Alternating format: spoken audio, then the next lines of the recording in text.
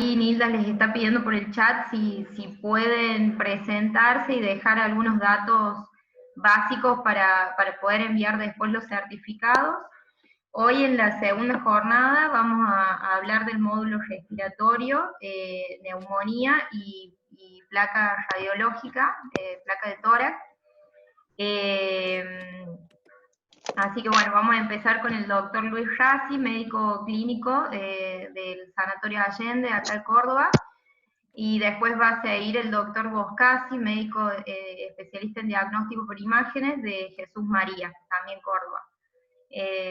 Luisito, si te parece, empezamos. Bueno, comparto entonces. ¿Quiénes son la gente de allá para Está de los que están? el El enfermero doctor Víctor, Aníbal, el doctor Aníbal, la doctora Ibarra, Belén Patricia, Chalú, Patricia, Lorenza. Claro, Patricia buenísimo. y Luis, que son los médicos de Alto Las Sierras también. Buenísimo, para que pregunten entre medio de la charla, no hay ningún problema, la idea es esa, es que vayan preguntando, vayan interrumpiendo para que podamos ir respondiendo cualquier duda. No es una charla magistral, no es una clase en un congreso, es una charla para que nos vayamos sacando las dudas, es totalmente práctica la idea de hacer el módulo. Yo no voy a hablar de radiología, va a hablar el doctor Boscasi. La idea mía es que hagamos una cuestión práctica de la atención primaria, de determinar cuál es el momento de riesgo de las infecciones respiratorias, cuándo internarlas, cómo medicarlas, para justamente priorizar la atención de nuestros pacientes. Comparto, Eli. Dale. A ver. ¿Ahí se ve bien? Sí, perfecto. Sí, perfecto. Perfecto, buenísimo. Pero voy a bajar acá el cosito si veo bien. Yo no tengo marcador de esos Puntero, ahí está, puntero como láser, pluma. pero tengo como Ese. pluma, pero le hace dibujitos. Así que en algunos voy a hacer dibujitos para marcar, porque a mí me gusta ir rayando. Entonces, como no tengo puntero, tengo que actualizar este programita porque este es Gratarola. Pero bueno, neumonía adquirida en la comunidad. Eso es una neumonía adquirida en la comunidad. Esta es una radiografía de la que yo no voy a hablar, voy a hablar del doctor Boscasi. Ustedes me dicen si yo hablo muy rápido, porque soy de embalarme y hablar medio rápido. Ese es un paciente que se internó en el sanatorio. Obviamente en el contexto de esta pandemia se internó como sospecha de coronavirus, después terminó siendo negativo y tiene una radiografía típica de un paciente de neumonía asociada a la comunidad. ¿Qué es la neumonía adquirida en la comunidad? Que la vamos a llamar NAC de ahora en adelante. Es la infección aguda del parénquima pulmonar en un paciente que la adquirió en la comunidad. Eso nos lo diferencia de un paciente que adquirió la neumonía, la infección dentro del hospital, que eso es una neumonía intranosocomial. Es una de las principales causas de morbimortalidad a nivel mundial. Enferman muchísimas personas, mueren muchísimas personas por neumonía. Un poquitito de lo que es la epidemiología. El 90% de los antibióticos se da en la comunidad, o sea, el consumo de antibióticos se da dentro de la comunidad, no dentro del área hospitalaria. Como uno de los principales artículos que usé, o el que me gustó más de sacar información, es de la SADI, que es la Sociedad de Infectología. Estaba más apuntado el artículo en buscar no sobremedicar la infección respiratoria. Pero cuando uno lo tiene que ver dentro del contexto en el que estamos hablando, por ahí tenemos que buscar otro tipo de visión. Hasta la semana 40 del 2019 habían notificado 122.082 casos de neumonía en el país. Eso es el sistema de vigilancia epidemiológica. Un 6,3% menos de lo que se venía notificando en 2018. La mortalidad de la neumonía que uno trata en forma ambulatoria, o sea, no internada, es entre el 1 y el 5%, pero si se interna la neumonía, puede llegar hasta un 50% de la mortalidad, obviamente, más si se interna en la terapia intensiva. Encontré datos interesantes de Salta, que es justamente en el contexto en el que estamos hablando. Seguramente estos datos son subestimados porque muchos pacientes no están informados y denunciados al ministerio en todas las neumonías. Pero bueno, si ven, en Buenos Aires es el que lleva la punta de neumonías desde el 2013 al 2018 con 241.000 casos. Después seguimos nosotros en Córdoba con 115.000. Después Santa Fe 72.000, Mendoza 75.000. Después viene Chaco con 51.000, y ahí nomás me llamó la atención que Salta, del 2013 al 2018, había tenido 42.360 casos, en 2018 6.300, y en 2019 6.547 casos de neumonía. Bastante, yo desconozco bien el índice poblacional, la densidad poblacional que tiene Salta, pero me parece interesante los datos que tiene. Seguramente estos 122.000 casos del 2019, de acá en adelante, gracias a nuestro querido amigo el coronavirus, vamos a tener muchos más casos de neumopatía. La curva de neumonía en el país venía en descenso. Habíamos tenido picos en 2013, picos en 2016, y veníamos bajando el nivel anual de casos y la incidencia acumulada de casos, que son los casos cada 100.000 habitantes. Seguramente de acá en adelante, gracias a la pandemia, esta curva volverá a subir.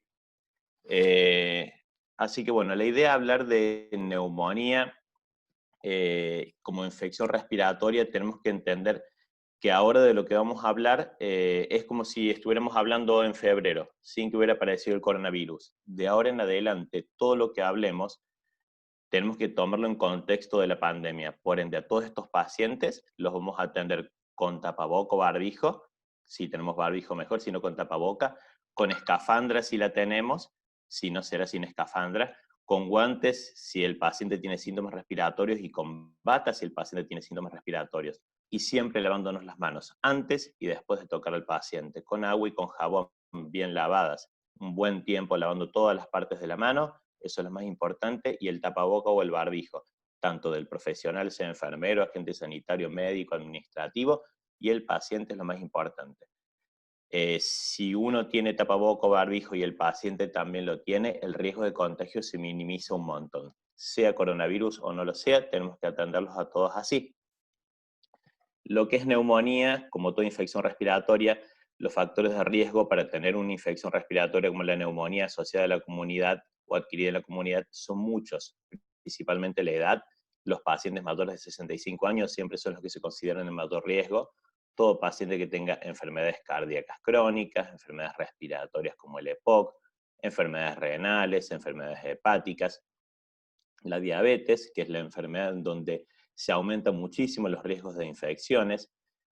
Esto lo resalto un poquitito por el contexto en el que hablamos de la población que solemos ver en el norte, el tema de la desnutrición, el tema de la obesidad, que hablaban la otra vez en la charla anterior, el alcoholismo se ve mucho, las condiciones sociales como factores de riesgo, el tabaquismo, el fumar, el HIV, SIDA, las neoplasias, todos los tipos de cánceres, el uso de corticoides inhalados, que eso se ve en los pacientes EPOC, en los asmáticos, pacientes inmunodeprimidos, patologías ya más raras como el mieloma múltiple, los déficits de gamma globulina, son todas enfermedades que nos van a predisponer a infecciones respiratorias como la neumonía. El patógeno más frecuente, el que infecta principalmente, el que generalmente más frecuentemente se ha visto en nuestro país que sigue generando la neumonía asociada a la comunidad, que es la neumonía dentro del ámbito de la comunidad, no dentro del hospital, es el Streptococcus pneumoniae, el famoso neumococo. Es sensible a la penicilina, todavía sigue siendo muy sensible, un 98% de los neumococos, es el puntero que no me sale. El 98% sigue siendo sensible a la penicilina. Tiene un 14% de resistencia a los macrólidos. Macrólidos es la acitromicina, la claritromicina que la hacemos escuchar para utilizar en las neumonías, y tiene más de un 40% de resistencia a Bactrim, que es la trimetoprim sulfamethoxazol, famoso antibiótico que ahora se utiliza, pero para otras cuestiones, ya no para la neumonía. Otros gérmenes que generan neumonía, el Haemophilus influenza, más en tabaquistas, el Staphylococcus aureus, mucho más raro, Mycoplasma pneumoniae, Clamidia pneumoniae, la Pseudomonas, ya más en pacientes hospitalizados o en pacientes con muchos factores de riesgo previos, fibróticos quísticos, EPOC, enterobacterias en pacientes geriatrizados, en neonatistas por broncoaspiración.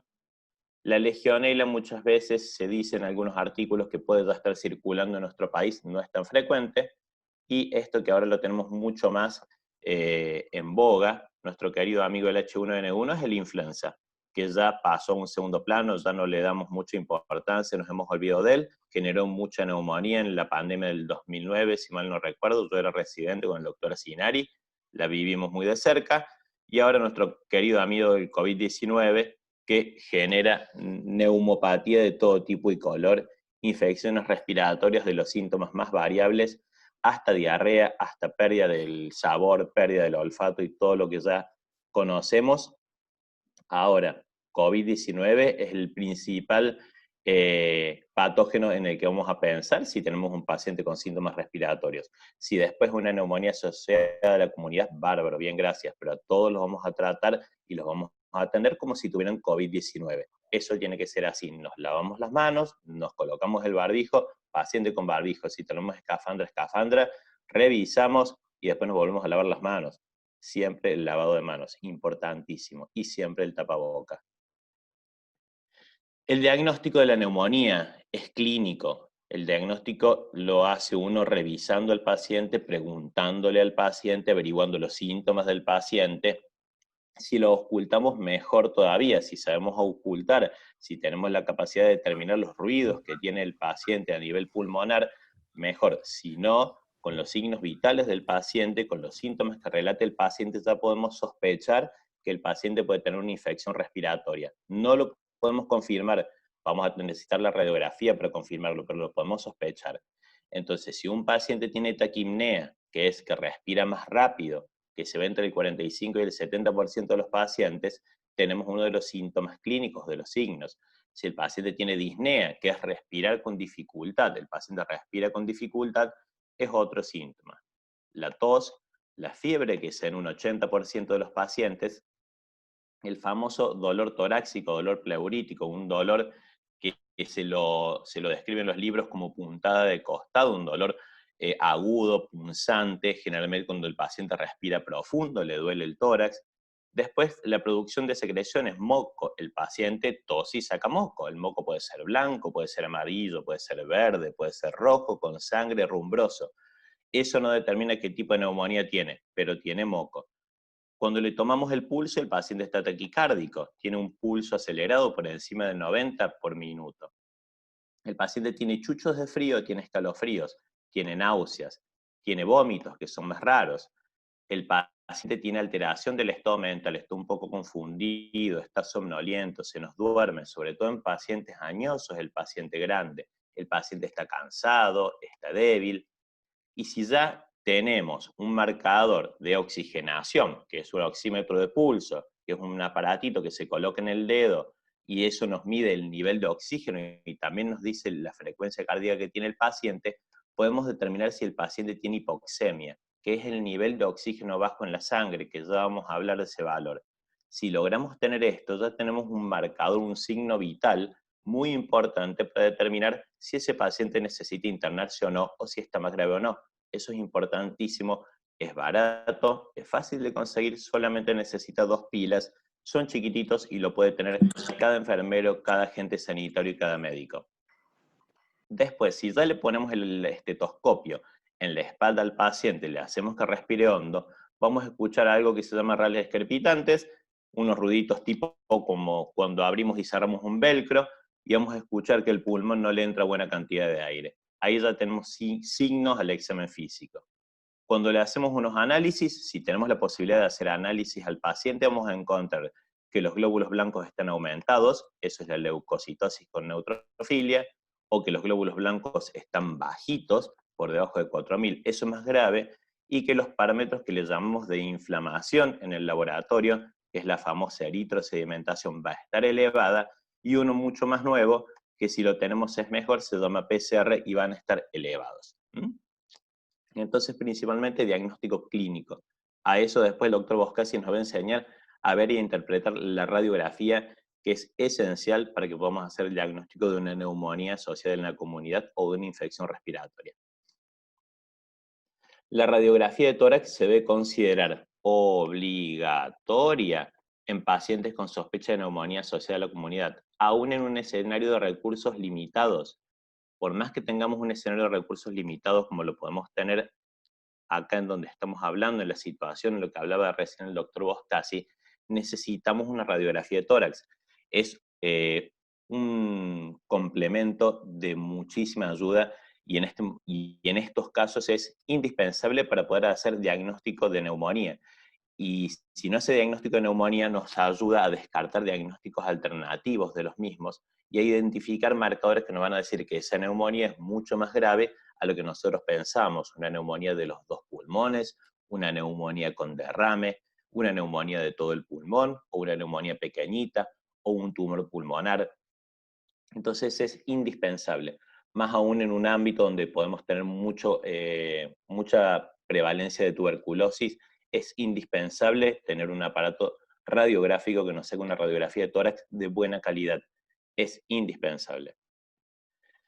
Después ya tenemos otros métodos para seguir estudiando la neumonía, que generalmente ya lo vamos a hacer cuando el paciente esté internado, no lo vamos a hacer en el ambulatorio. Ya cuando internamos el paciente, podemos profundizar en el estudio de esta infección respiratoria. La famosa tomografía computada, que es un estudio mucho más profundo, en donde en un aparato se lo pasa al paciente acostado, se le van haciendo cortes radiográficos, como si fueran en fetas, y eso nos permite ver neumonías más pequeñitas, casos donde hay dudas diagnósticas, de si es una neumonía o no, pero para esto el paciente ya lo debemos haber derivado.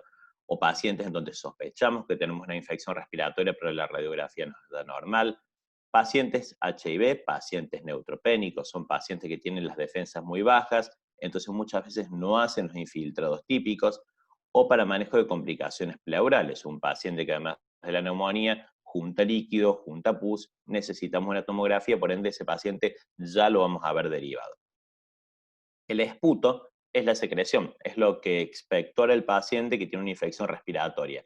Muchas veces en el internado se toman muestras de ese esputo para analizar a ver qué tipo de germen hay. Eso es frecuente de hacer en la tuberculosis. Si nosotros tenemos una neumonía asociada a la comunidad internado que la vamos a tratar en forma ambulatoria, en general, en los pacientes ambulatorios no se recomienda, no hace falta tomar una muestra de esputo para manejo ambulatorio, para darle tratamiento, excepto obviamente que se sospeche tuberculosis. Ese es un tema totalmente aparte, porque el esputo sirve para saber si el paciente tuberculoso es bacilífero o no.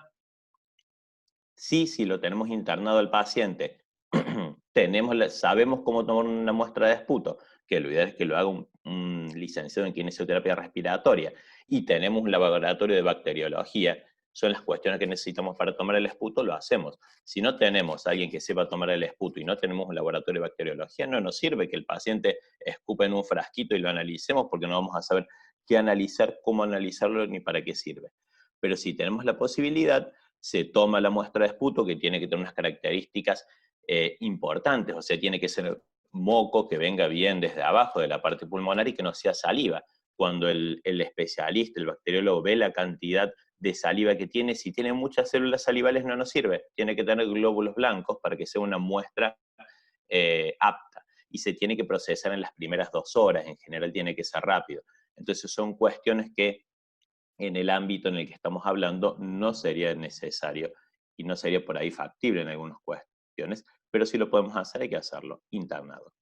Después, los hemocultivos son las tomas de sangre que hacemos para ver si encontramos el germen que generó la neumonía dando vuelta en la sangre. Eso se llama bacteriemia, cuando los gérmenes salen a la sangre, dan vueltas y ahí podemos captarlos. Eso se capta con un hemocultivo.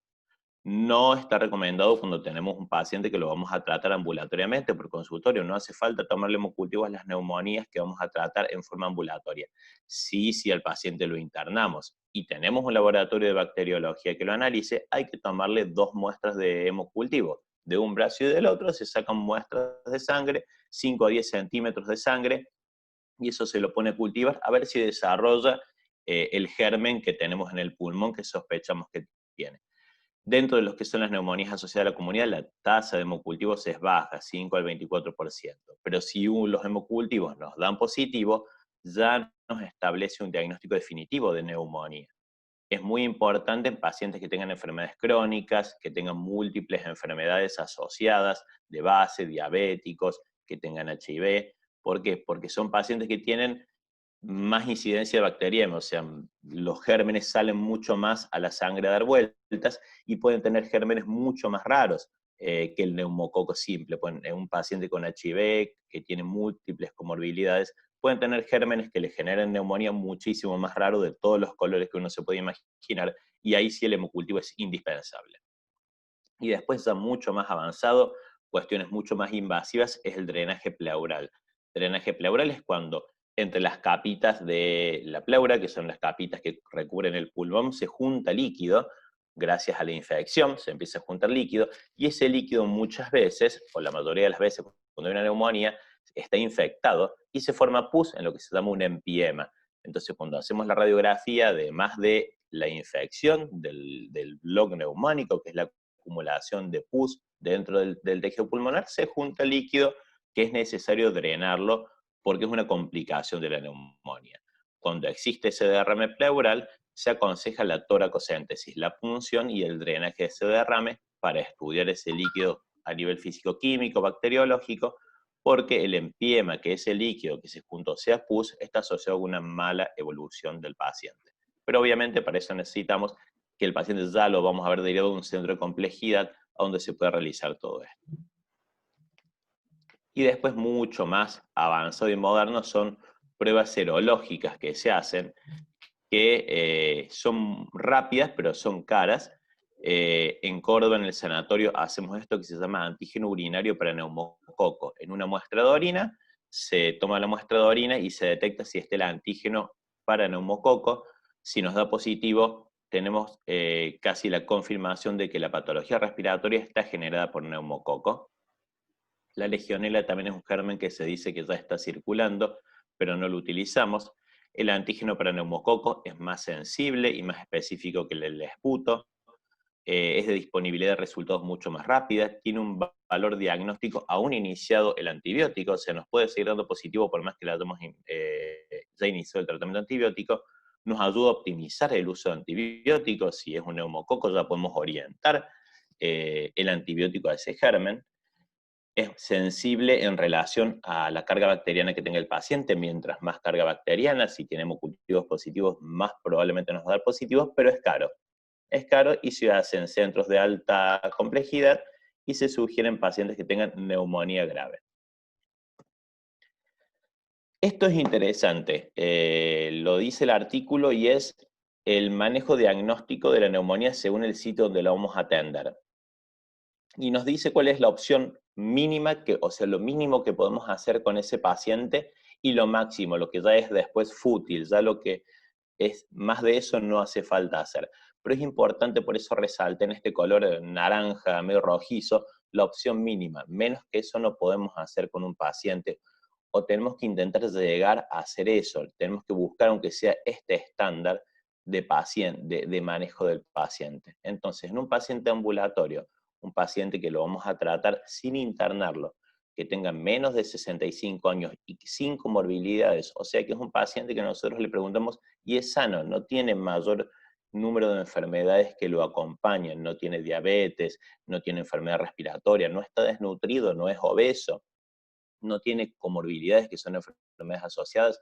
Lo mínimo que podemos hacer con ese paciente que sospechamos una infección respiratoria es una radiografía de tórax de frente, que tiene que ser de buena calidad, y una oximetría, que es medirle en el dedito el nivel de oxigenación de la sangre. Es lo mínimo que podemos hacer. Lo máximo que vamos a hacer con ese paciente es todo lo que podamos: radiografía de tórax, frente, perfil, medirle la oxigenación, medirle la oxigenación, tomar muestra de esputo, tomarle hemocultivos y hacerle análisis. Pero lo mínimo e indispensable es esto. Y ya en un paciente que tiene más de 65 años o con comorbilidades, o sea, un paciente que tiene mucha mayor gravedad, lo mínimo que podemos hacer es la radiografía de tórax, la oximetría de pulso, medirle la oxigenación, y el laboratorio básico. Necesitamos sí o sí tener un laboratorio básico del paciente, aunque sea para saber cómo estamos de glóbulos rojos, cómo estamos de función renal, que es la urea, y cómo está el azúcar en la sangre, cómo está la glucemia. Mínimamente necesitamos hacer eso, porque este paciente mayor de 65 años tiene más gravedad, y si ya tiene comorbilidades, tiene enfermedades asociadas, tiene mayor gravedad. Entonces necesitamos saber básicamente cómo estamos por dentro. Lo máximo que vamos a hacer con ese paciente, que lo vamos a tratar en forma ambulatoria sin internarlo, la radiografía de tórax de frente y de perfil, porque muchas veces en el perfil vemos una radiografía que no veíamos en el frente, porque nos la tapa el corazón, le medimos el oxígeno, hacemos un laboratorio básico, le tomamos la muestra de esputo y los hemocultivos. Eso sería como lo máximo. Eso en el paciente que vamos a manejar en la casa, sin internarlo. Ya si lo internamos en el hospital al paciente, vemos que ya vamos a ver cuándo lo internamos. Si lo internamos, lo mínimo que podemos hacer con el paciente internado es una radiografía de tórax de frente y de perfil, le vamos a medir la oxigenación y le vamos a hacer un laboratorio según la cuestión clínica que tenga y le vamos a tomar hemocultivos. Por ende, si lo internamos, sería óptimo poder realizar estas cuestiones mínimas. Y lo máximo que vamos a hacer es la radiografía de frente y perfil, si tenemos un laboratorio que nos genere gases en sangre o la oximetría de pulso, le vamos a pedir el nivel de oxigenación, los análisis, el esputo, los hemocultivos, y ya si tenemos mucha infraestructura, ya buscaremos con análisis más específicos otros gérmenes mucho más raros que pueden generarnos neumonía.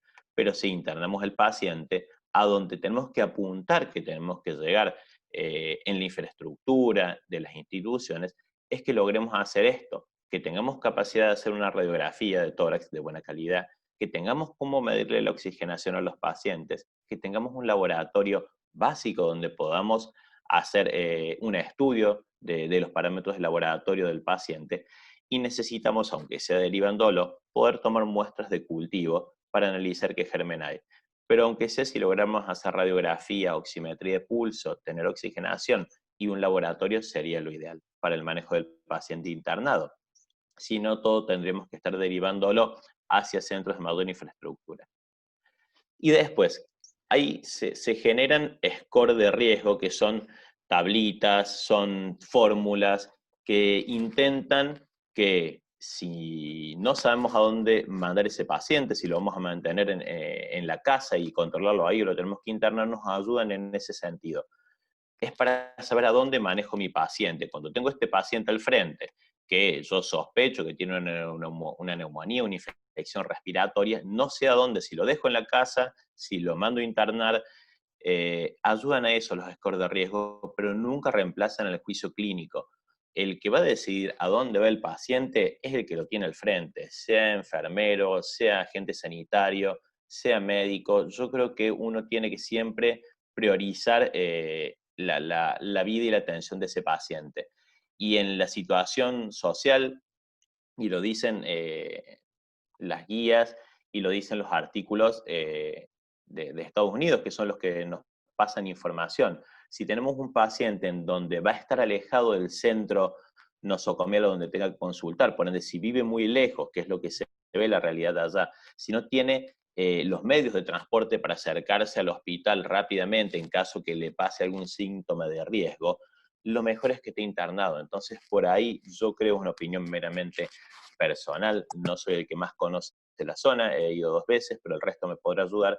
Creo que si sospechamos que un paciente tiene una infección respiratoria, creo que lo mejor es que esté internado a que el tratamiento sea ambulatorio, porque si manejamos un paciente con tratamiento ambulatorio y no tiene la posibilidad de acercarse al centro de salud rápidamente en caso de que tenga algún síntoma de gravedad, es un poco complicado. Estos scores nos van a servir son fáciles y para determinar qué grave es esa neumonía o esa infección respiratoria. Se llama CURB, se llama CURB 65, o se llama CRB 65. Es todo el mismo, ya vamos a verlo. Son 1, 2, 3, 4 o 1, 2, 3, 4 y el 65, 5 puntos a los que puede alcanzar. Cada una de las letritas es un punto. Si nos da 0 puntos, lo podemos manejar en la casa. Si nos da 1 punto, tenemos que pensar si lo internamos o no. Yo diría que ahí ya nos vamos para internarlo. Si nos da 2 puntos a 5 puntos, tiene que estar internado. Si es en terapia intensiva, si es en sala común, eso ya lo determinará el médico. Pero si nos da, yo les diría de 1 a 5 puntos, hay que internarlo.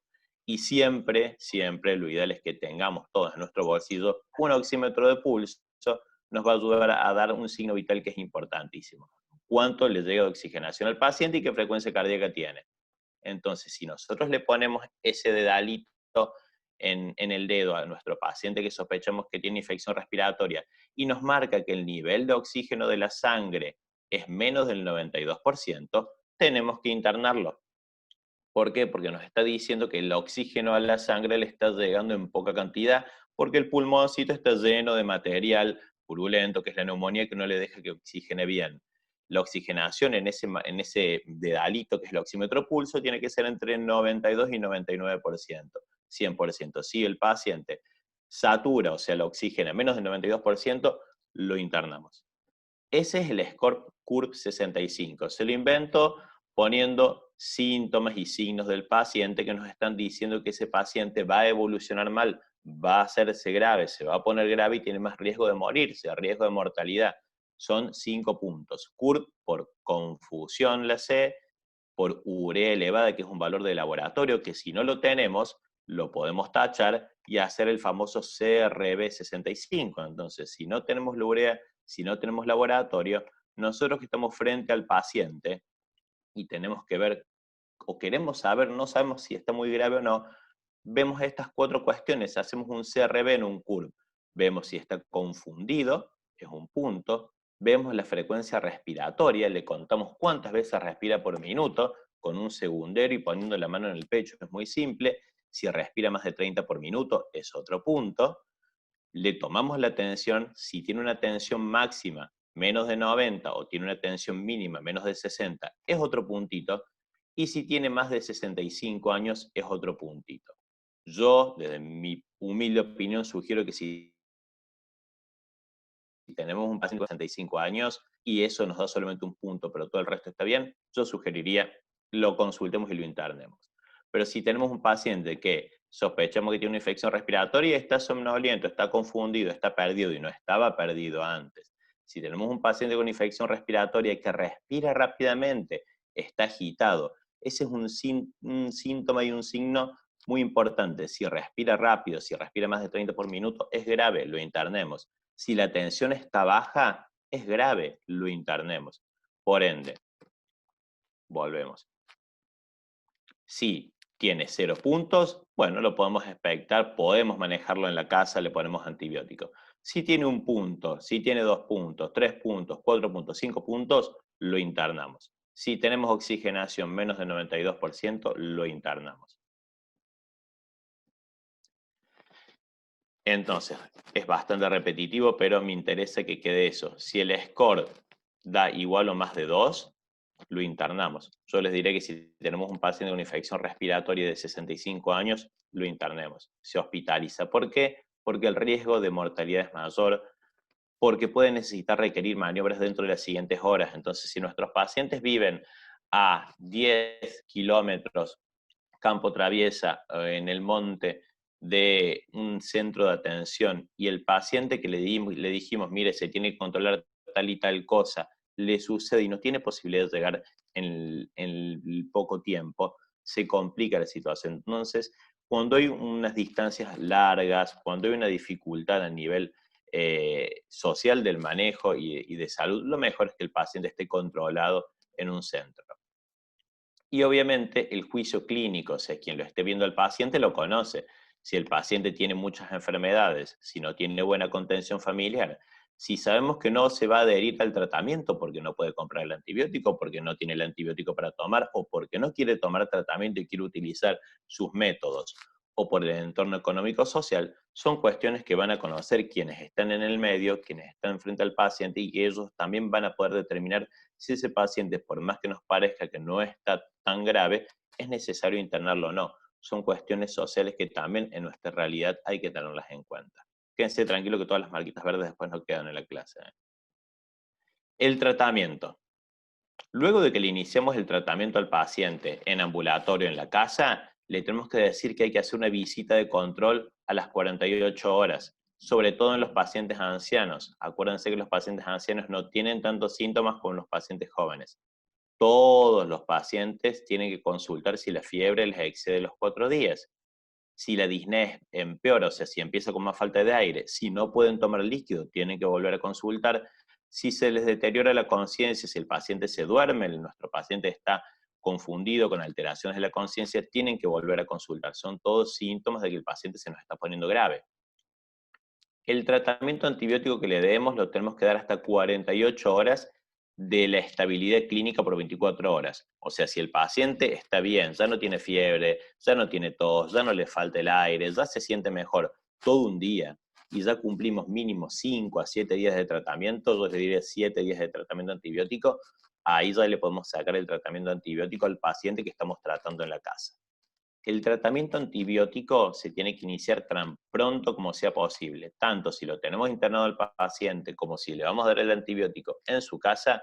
Apenas nosotros sospechamos, confirmamos que tiene una infección respiratoria, le damos el tratamiento antibiótico. Mientras más nosotros tardemos en empezar a darle el tratamiento antibiótico, sea internado, sea ambulatorio el paciente, más riesgo de mortalidad hay. Se ha visto que si nosotros tenemos un paciente internado y tardamos más de 2 a 4 horas en empezar el tratamiento endovenoso con antibiótico, la mortalidad de nuestros pacientes aumentan.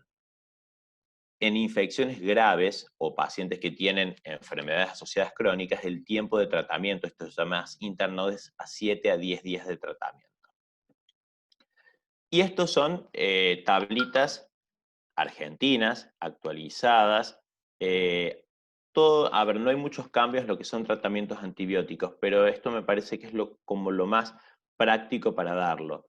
En el tratamiento ambulatorio, al paciente menor de 65 años que no tiene enfermedades, la indicación de tratamiento, la primera línea es la amoxicilina de 875 a 1 gramo cada 12 horas. Si el paciente tiene más de 65 años o tiene comorbilidades, es la amoxicilina clavulánico, sulbactam, el Optamox, amoxicilina clavulánico, 1 gramo cada 12 horas vía oral. Hay otras guías que dicen que a esta amoxicilina o a esta amoxicilina clavulánico hay que agregarle acitromicina o claritromicina, que son los famosos macrólidos. También se puede hacer, no está mal. No está mal utilizar amoxicilina sola en el paciente ambulatorio, joven, sano, o en el paciente de más de 65 años, pero si tenemos una acitromicina o pensamos que los gérmenes pueden ser atípicos, podemos agregarle acitromicina, podemos agregarle claritromicina. Como dato de color, yo les cuento que el protocolo que nosotros estamos utilizando en el sanatorio para el internado, utilizamos directamente un macrólido y una ceftriaxona, todo eso los voy a contar. Y después el tratamiento alternativo, nuestro pacientito es alérgico a la penicilina, no tenemos amoxicilina, no tenemos amoxicilina clavulánico, y bueno, si tenemos claritromicina, le daremos claritromicina 500 cada 12. Si tenemos levofloxacina, mejor. Levofloxacina les va a cubrir la mayoría de los gérmenes respiratorios, tiene buena llegada a nivel del pulmón, pero también por ahí es más caro, más difícil de conseguir. Entonces, amoxicilina, amoxicilina clavulánico, levofloxacina serían como las 3 principales indicaciones de antibiótico. Si solamente tenemos claritromicina o acitromicina, que son macrólidos, usaremos esos. Pero esta tablita ya les queda como guía para ver qué damos al paciente en la casa. Ya si lo internamos, obviamente que todos los antibióticos dependen de lo que tengamos en nuestra institución, con lo que contemos para ponerle al paciente, pero ¿qué tenemos que lograr tener? Es esto: si nosotros internamos un paciente con una neumonía asociada a la comunidad, la indicación es ampicilina sulbactam, que es el antibiótico más común que conocemos todos, que sería el equivalente endovenoso del Optamox, 1,5 gramos intravenoso cada 6 horas, más un macrólido, que en este caso las guías dicen claritromicina, de 500 miligramos intravenoso cada 12. Una recomendación mía: si el paciente come por boca, mejor le demos la claritromicina 500 miligramos vía oral. Intravenosa es difícil, hay que diluirla mucho, duele, que mejor vía oral es bien tolerada, y la ampicilina sulbactam endovenosa.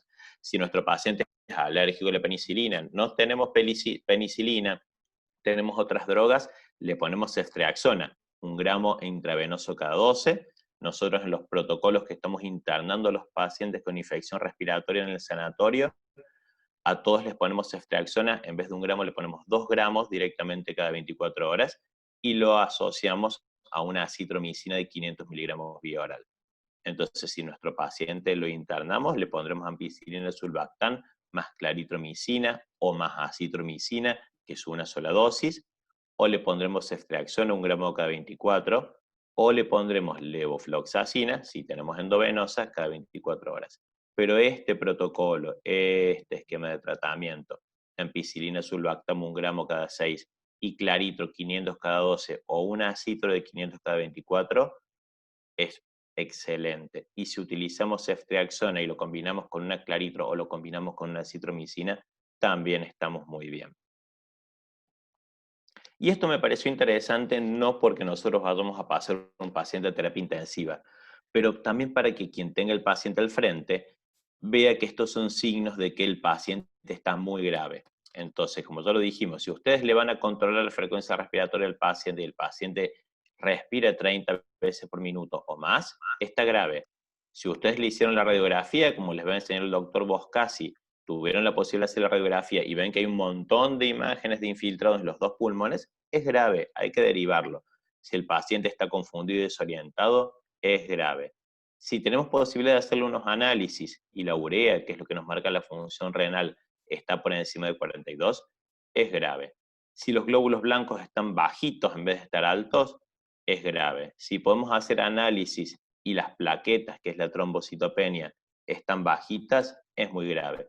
Si el paciente en vez de tener temperatura alta tiene hipotermia, tiene temperatura muy baja, es muy grave. Y si tenemos tensión muy baja que necesitamos ponerle suero, es muy grave.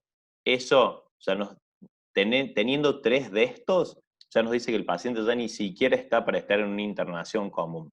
Tenemos que derivarlo a un lugar que tenga una infraestructura mayor, porque el paciente necesita estar en una terapia intensiva.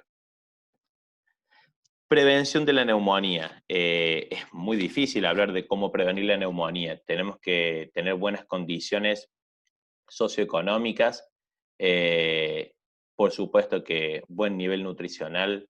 Si el paciente fuma, tenemos que hacer o pedirle que deje de fumar o intentar que deje de fumar, y es muy importante esto. La vacunación contra la influenza, que eso se vacuna a todos los pacientes de riesgo todos los años, la vacunación antineumococo para todos los pacientes de riesgo, todo paciente más de 65 años, todo paciente diabético, todo paciente obeso, todo paciente tabaquista, todo paciente con enfermedad crónica, y hasta yo agregaría la desnutrición, todo paciente desnutrido severo, debería estar vacunado antineumococo. Eso es gratis, eso lo hace el ministerio, son 2 dosis, una dosis que se llama Prevenar 13, y entre los 2 meses y al año se completa con la Neumo 23, con eso se completa el esquema. Y si se puede hacer la vacunación en conjunto, junto con la vacuna de la influenza, que es la que le tocaba ese año, mejor. Ayuda. Y vacunarse contra la influenza todos los años, aunque bueno, ahora ya nuestra influenza quedó un poquitito antiguo. Y obviamente la mejoría de las condiciones socioambientales y nutricionales. Y eso somos nosotros. Muchas gracias. Preguntas. Muy bien, Luisito, excelente. Gracias, Elizabeth. Doctor Aníbal Mogro, doctora Ibarra, Doctora Sinari. Doctora Sinari, ¿alguna pregunta? ¿Cuáles son los agentes causales más frecuentes tanto en las enfermedades, en las neumonías adquiridas en la comunidad como en las intrahospitalarias? ¿Y qué antibiótico sugiere mayormente para las neumonías complicadas con derrame pleural bilateral en caso de que no podamos, suponga, sacarlo prontamente porque debido a las lluvias nosotros aquí a veces no podemos salir para derivar al paciente que queda a 200 kilómetros, nuestro centro más próximo? Mira, a ver, el patógeno más frecuente siempre es el neumococo, el que vos interpretás como que el que va a ser el principal factor causal de neumonía. El neumococo es el más frecuente. Ya después, si tenés una patología internosocomial, si el paciente comenzó con enfermedad respiratoria 48 horas desde que entró al sanatorio, ya tenés gérmenes mucho más complicados, como la pseudomonas tranquilamente, y si vos tenés, estoy buscando dónde quedó la de los gérmenes. Si nosotros tenemos un paciente que generalmente un paciente añoso, un paciente alcoholista, un paciente que tiene riesgo de broncoaspiración, puedes tener enterobacterias.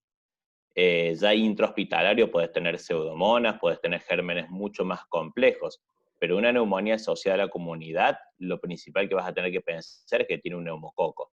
Es lo que más frecuente puede aparecer, y con el tratamiento habitual que uno utiliza, utilizando ampicilina sulbactam, utilizando ceftriaxona si lo tenemos, utilizando levofloxacina, con eso deberías andar bien. Obviamente, si utilizas levofloxacina, la puedes utilizar sola, pero si utilizas ampicilina sulbactam y ceftriaxona y lo asocias a una citromicina o una claritromicina como macrólido, debería andar bien. Si el paciente, vos ya sospechás que es algo más intrahospitalario, o no te respondió a ese esquema de tratamiento, después que hiciste el tratamiento por unos 5 o 7 días, el paciente no responde, o respondió y después comienza nuevamente con síntomas clínicos de gravedad, empieza con fiebre, altera los parámetros inflamatorios, se pone feo el paciente, tenés que sospechar que quizás se te sobreinfectó o que el paciente no respondió a ese tratamiento. Ya tenemos que pasar a tratamientos antibióticos más complejos, piperacilina tazobactam, vancomicina si sospechamos de un estafilococo, asociar piperacilina tazobactam con vancomicina, ahí tenés una cobertura grande.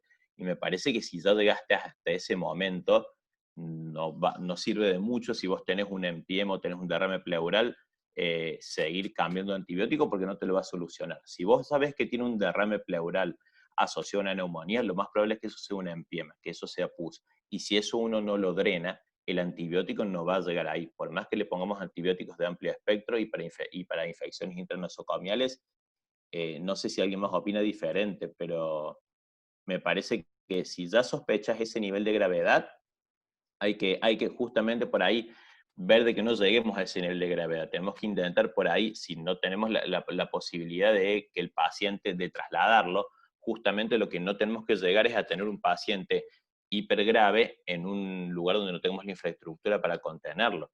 Entonces tenemos que buscar en la atención primaria que no lleguemos a un paciente con neumonía después que nos haga derrame. Entonces la idea es justamente que tenemos que buscar para atrás, poner barreras de contención, poner tratamientos lo más óptimos posibles para no llegar a tener ese paciente, que lo vamos a tener seguramente porque el paciente con el que estás tratando es un paciente de por sí con comorbilidades. Por eso mismo yo creo que al paciente es más fácil que lo que controles un paciente que vos dirías, no, este paciente está para estar en la casa internado, porque lo vas a tener contenido, lo vas a poder nutrir y le vas a poder dar un tratamiento antibiótico al cual te va a hacer adherencia, a tenerlo en la casa sin saber cómo va a estar y sin saber si lo vas a poder controlar por X motivo de acá a las 48 horas. Entonces me parece que atendiéndolo internado y pudiéndole que cumple ese tratamiento que vos dirías en otro lugar, en otra infraestructura, en Salta, lo manejo en la casa, me parece que es preferible manejar una infección respiratoria leve internado que estando afuera, porque después te va a reingresar un paciente mucho más complejo. Bien. Karina pregunta si en cuanto a las personas en riesgo hay diferencia entre los diabéticos tipo 1 y tipo 2. El diabético tipo 1 obviamente que es un paciente de mucho más riesgo, es un paciente que ya seguramente vamos a tener afectación vascular y neuropática, porque es un paciente que viene de hace mucho más tiempo con la diabetes, y obviamente es una diabetes mucho más severa, con requerimiento de insulina, entonces sí el paciente es mucho más riesgoso, pero ya de por sí el paciente que es diabético, el riesgo de infección se aumenta, así como el riesgo cardiovascular del diabético es casi que se duplica. El paciente diabético para las infecciones respiratorias también aumenta el riesgo, sea tipo 1 o tipo 2, pero el manejo obviamente del tipo 1 es mucho más complejo, porque utiliza insulina y porque obviamente ya va a venir seguramente con alguna comorbilidad o arteriopática, neuropática, renal.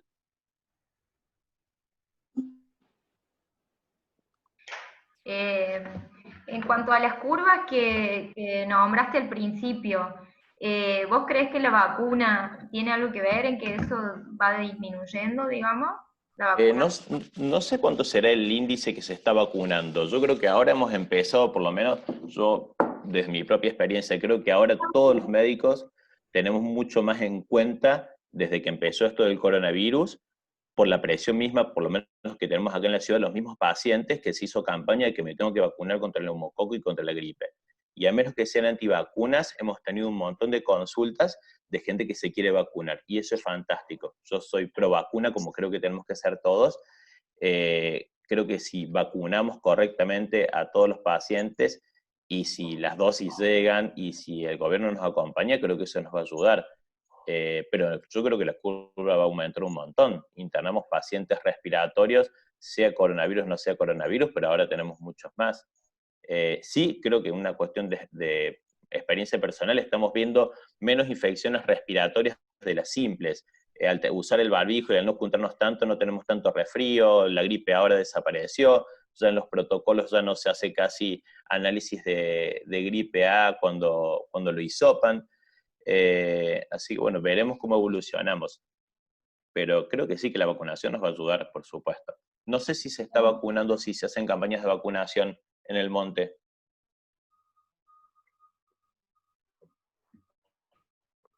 Doctor Aníbal. ¿Alguien sabe si vacunan? Si todos los pacientes que están allá los vacunan contra la influenza todos los años, si están vacunados para neumo.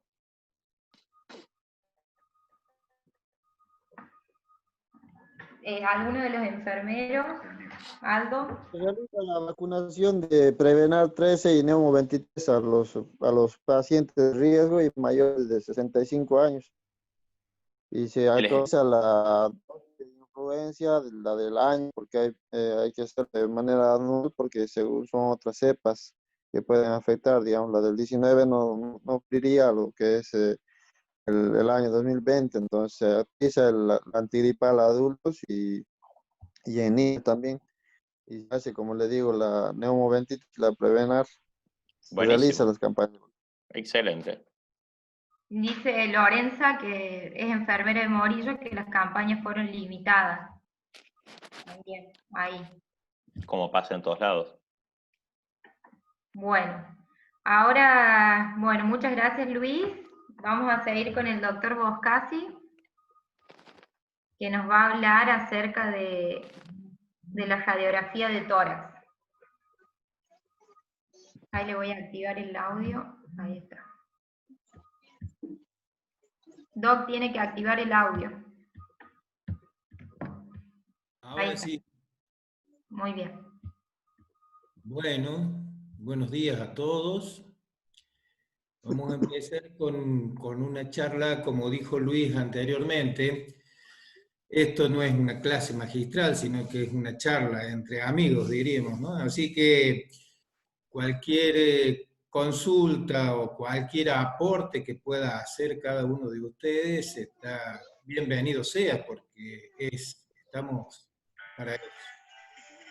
Vamos a ver si puedo compartir la pantalla.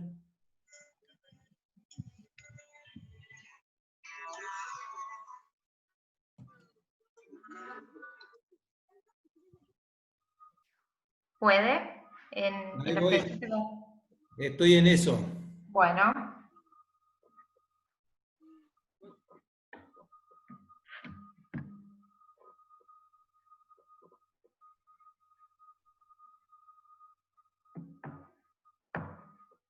¿Lo ven bien ahí? Todavía no lo estamos viendo. A ver, Franny.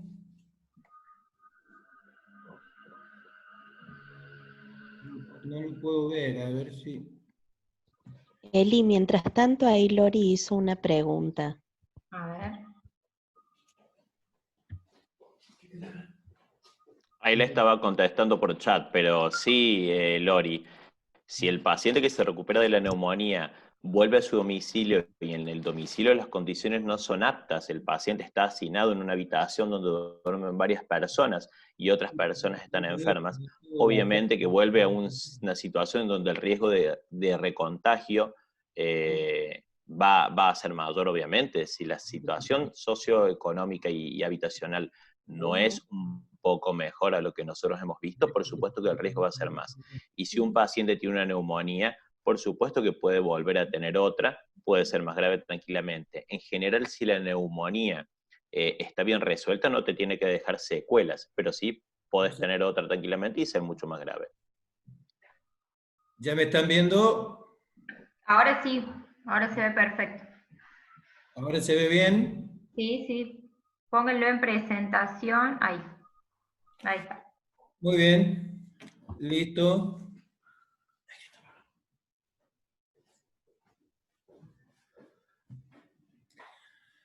Bueno, vamos a empezar entonces a charlar un poco sobre la radiografía de tórax.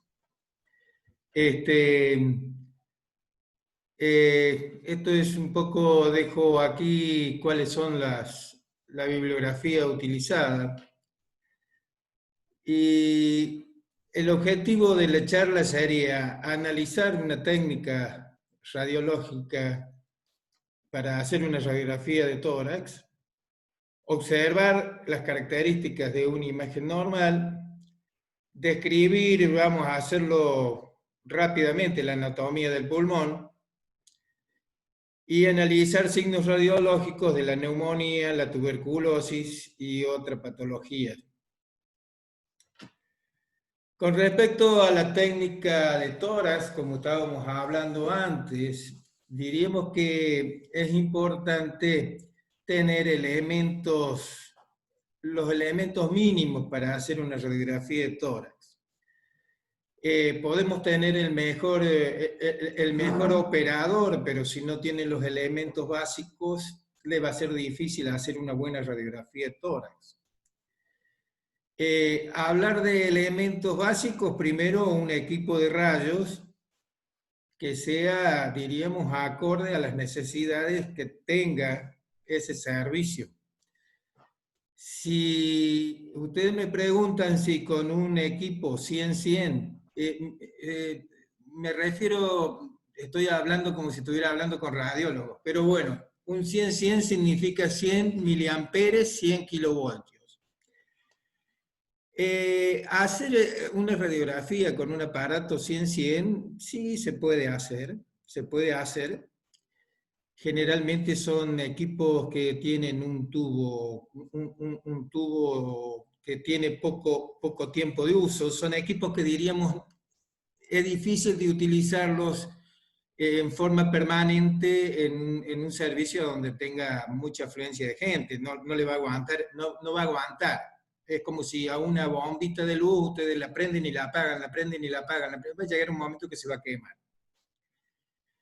Con respecto a los otros elementos que son importantes, o sea, yo diría que lo ideal para un servicio de rayos a donde se utilice, o sea, que sea masivo, que tenga que atender mucha gente, lo ideal es un equipo de por lo menos 300 miliamperes y de 125 kilovoltios. De ahí en adelante, todo lo que venga mejor, por supuesto, todo es válido. Con respecto a los otros elementos, hay elementos que son importantes, como son las pantallas, o primero los portaplacas, los chasis que le llamamos nosotros los radiólogos. Esos chasis deben estar en buenas condiciones, tienen que cerrar bien, porque muchas veces, si esos elementos no están en condiciones, puede entrar luz y nos está velando la placa. Entonces una placa que a lo mejor está bien hecha, termina siendo una placa difusa porque le entró luz. Las pantallas reforzadoras que están adentro de esos portaplacas deben ser pantallas que se deben cambiar habitualmente. Depende del uso que tengan, pero se deben cambiar. Se deben limpiar, porque cualquier manchita, cualquier alteración que tengan esas pantallas lo van a trasladar a la placa. Y por último, la parte de la sala de radiología, que debe tener unas ciertas pautas de seguridad, y el cuarto oscuro. El cuarto oscuro es importante, porque en el cuarto oscuro es a donde procesamos la placa radiográfica. Entonces, si tenemos un cuarto oscuro no acorde a las necesidades básicas, vamos a tener problemas con la calidad de la placa radiográfica.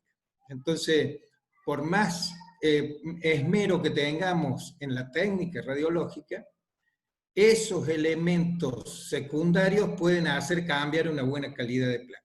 Bueno, vamos entonces a la técnica radiográfica propiamente dicha, y vamos a hablar de posiciones, una posición póstero anterior, los laterales derecho o izquierdo, y las oblicuas. Acá presento más o menos cuál sería la posición correcta de una persona para una placa póstero anterior, a donde vemos que el paciente tiene que tener su mentón por encima del portaplaca. La radiografía debe ser hecha desde el cuello hacia la parte superior, del abdomen. Los hombros deben estar tirados hacia adelante, pegando al portaplaca, los codos tirados para adelante. Esa sería una posición. El tubo aproximadamente a 2 metros de la persona, y otra cosa que tendríamos que tener, bueno, por supuesto, la radiografía se realiza en inspiración profunda.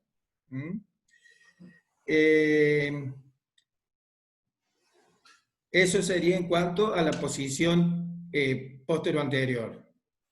Si vamos un poco más adelante, en la posición lateral, el paciente debe estar con los brazos levantados, el lateral a examinar debe estar pegado a la placa. En este caso estamos viendo lo que sería un lateral derecho. Con respecto a las distancias, a la inspiración, todo eso sigue siendo lo mismo. Es importante, ustedes van a ver que en casi todas las placas de tórax vamos a tener marcada la parte derecha del placa. Así que cuando ustedes vean una placa van a ver siempre que dice o tienen una R, o tienen el nombre del paciente, o tienen un número, o tienen algo que le está marcando la parte derecha del paciente. La parte derecha del paciente siempre se la marca, si ustedes lo ven acá al portachasis, va a estar siempre de aquel lado. Entonces, para explicarlo de alguna forma, el paciente que estamos haciendo acá en este caso, que es un lateral derecho, va a estar, diríamos que la placa radiográfica lo vamos a ver mirando hacia la izquierda, o sea, lo vamos a ver como que le está dando la espalda al número. ¿Me explico? Con respecto a las posiciones oblicuas, exactamente lo mismo. Vamos a ver al paciente con el lateral que queremos radiografiar en el pegado al portaplaca, y diríamos que el ángulo oblicuo está más alrededor de los 45 grados. A veces no es tan fácil, ¿no es cierto? Pero bueno, como para tenerlo en cuenta. Si vemos una placa, ya entrando en la característica de una imagen normal, vamos a ver en este caso una póstero anterior. Esta radiografía es de una mujer joven. Entonces, vamos a ver que la placa radiográfica, más o menos, yo tengo diagramado acá qué es lo que se ve, o qué es lo que se tendría que ver. En este caso, por ejemplo, está un poquito, posiblemente la foto no sea muy buena, pero tenemos que ver la tráquea, los bronquios principales, difusamente la columna vertebral por detrás. Esta es la sombra cardíaca. Los hemidiafragmas se deben ver bien, los senos costodiafragmáticos y los costos frénicos. Con respecto diríamos que al examen general de la placa radiográfica, muchas veces nos lleva a mirar, lo primero que queremos mirar es si tiene algo en los pulmones. Lo más importante por ahí es cuando uno no está muy avanzado en la radiografía, es empezar a mirar, diríamos, desde afuera para adentro. Hagan de cuenta que estamos con una caja de regalos. Entonces empezamos a mirar el papel, o primero el moño, después el papel, después la caja y después lo que tiene adentro. Sería más o menos lo que tendríamos que ir haciendo. Ver, por ejemplo, la parte de tejido blando, ver la parte ósea. La parte ósea, lo que vemos acá son los arcos costales posteriores. Los arcos costales anteriores son estos que están acá. Y si bien parecen que estuvieran bajos, son de las primeras costillas. O sea, esto que vemos acá es la primera costilla, esto sería la segunda, esta sería la tercera, la cuarta, la quinta costilla estaría acá. Entonces, bueno, la parte cardíaca, eso ya corresponde más a la parte cardiológica, pero bueno, tener una silueta cardíaca, acá estamos viendo, esto sería la parte del ventrículo izquierdo, esto sería la aurícula derecha, esto que se ve acá sería el botón aórtico, la vena cava superior. En esta placa no se ve porque es una mujer joven, pero muchas veces en las mujeres, en las personas añosas, este seno costofrénico puede estar ocupado por la vena cava inferior. Los arcos costales muchas veces, vamos a ver en personas grandes, en personas añosas, van a ver que acá los arcos costales, más o menos estos últimos arcos costales, van a estar calcificados. En el caso de la mujer, la calcificación se produce en anillos. Van a ver como unos anillos calcificados. En el caso del hombre, las calcificaciones del cartílago costal, que estaría acá en la punta de la costilla, son de características lineales y paralelos. Eso es, diríamos, un chivito nada más que estoy pasando, porque es solamente para identificar si estamos viendo una placa de una persona joven o una persona vieja. Son importantes los antecedentes del paciente, porque muchas veces antecedentes de traumatismo, de tórax, pueden ocasionar, por ejemplo, en fracturas viejas, calcificaciones de reparación en los arcos costales, y nos pueden dar imágenes que nos pueden hacer confundir con lesiones pulmonares, y son lesiones óseas, lesiones de la parrilla costal. Pacientes con traumatismo de tórax importante pueden haber quedado con secuelas pulmonares que nos pueden dar imágenes de tipo atelectásicas o fibróticas. Entonces también es importante conocer esos antecedentes del paciente. Si vamos un poquito más adelante, vamos a ver una radiografía lateral. En este caso estamos viendo una radiografía lateral derecha. El paciente está mirando hacia la izquierda, y si tuviéramos señalado el lado derecho, estaría de este lado. Vamos a ver acá, bueno, lo mismo que vimos antes, la tráquea. Esto que se ve acá sería la arteria pulmonar interlobar izquierda. Esto negrito que vemos acá es el bronquio principal izquierdo. Estas son las venas pulmonares, la silueta cardíaca. Seguimos un poquito más adelante. Esto con respecto al examen que yo les decía a veces de los tejidos blandos. Esto lo saqué de uno de los libros que antes mencioné, donde se ve acá una imagen en el vértice pulmonar izquierdo que hace sospechar una lesión pulmonar. Esto es un trenzado de una persona, de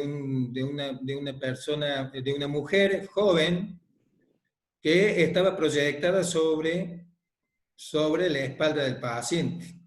Lo mismo que de este lado. Entonces, esto viene a decirles por qué tenemos que ver qué es lo que ha pasado, cómo estaba el paciente, qué es lo que... Porque en este caso, muchas veces en el caso de los médicos radiólogos, estamos viendo la placa y no vemos al paciente, porque el paciente lo atendió el técnico, radiólogo, el licenciado. Entonces, por ahí estamos viendo, tenemos que saber qué es lo que pasó acá, porque si no nos va a confundir. Siguiendo un poquito más adelante, vamos a empezar ya con una descripción anatómica, lo vamos a hacer, tratar de hacerlo lo más rápido posible.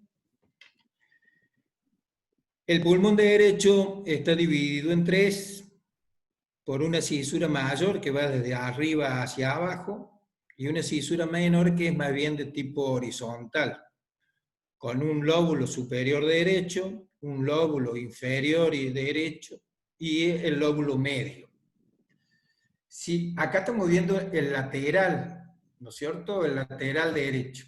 ¿Qué va a pasar? Fíjense que acá, si ustedes se fijan, la parte apical del lóbulo inferior derecho se superpone, si ustedes lo están mirando de acá de frente, se superpone mucho con los otros dos lóbulos. Entonces, lesiones que pueden estar acá pueden estar confundidas con una, se pueden confundir con una anterior. Por eso, por ahí la placa lateral es importante. Lo mismo ocurre con el lado izquierdo. El lado izquierdo vamos a ver que tenemos una cisura mayor, pero no tenemos cisura menor. O sea, tenemos solamente dos lóbulos. Siguiendo un poquito más adelante, vamos a ver acá la distribución anatómica de los bronquios principales que nos van a dar la segmentación pulmonar. No voy a entrar en detalle porque lo ven en cualquier libro, pero bueno, tenemos un apical, un posterior, un anterior, en este caso.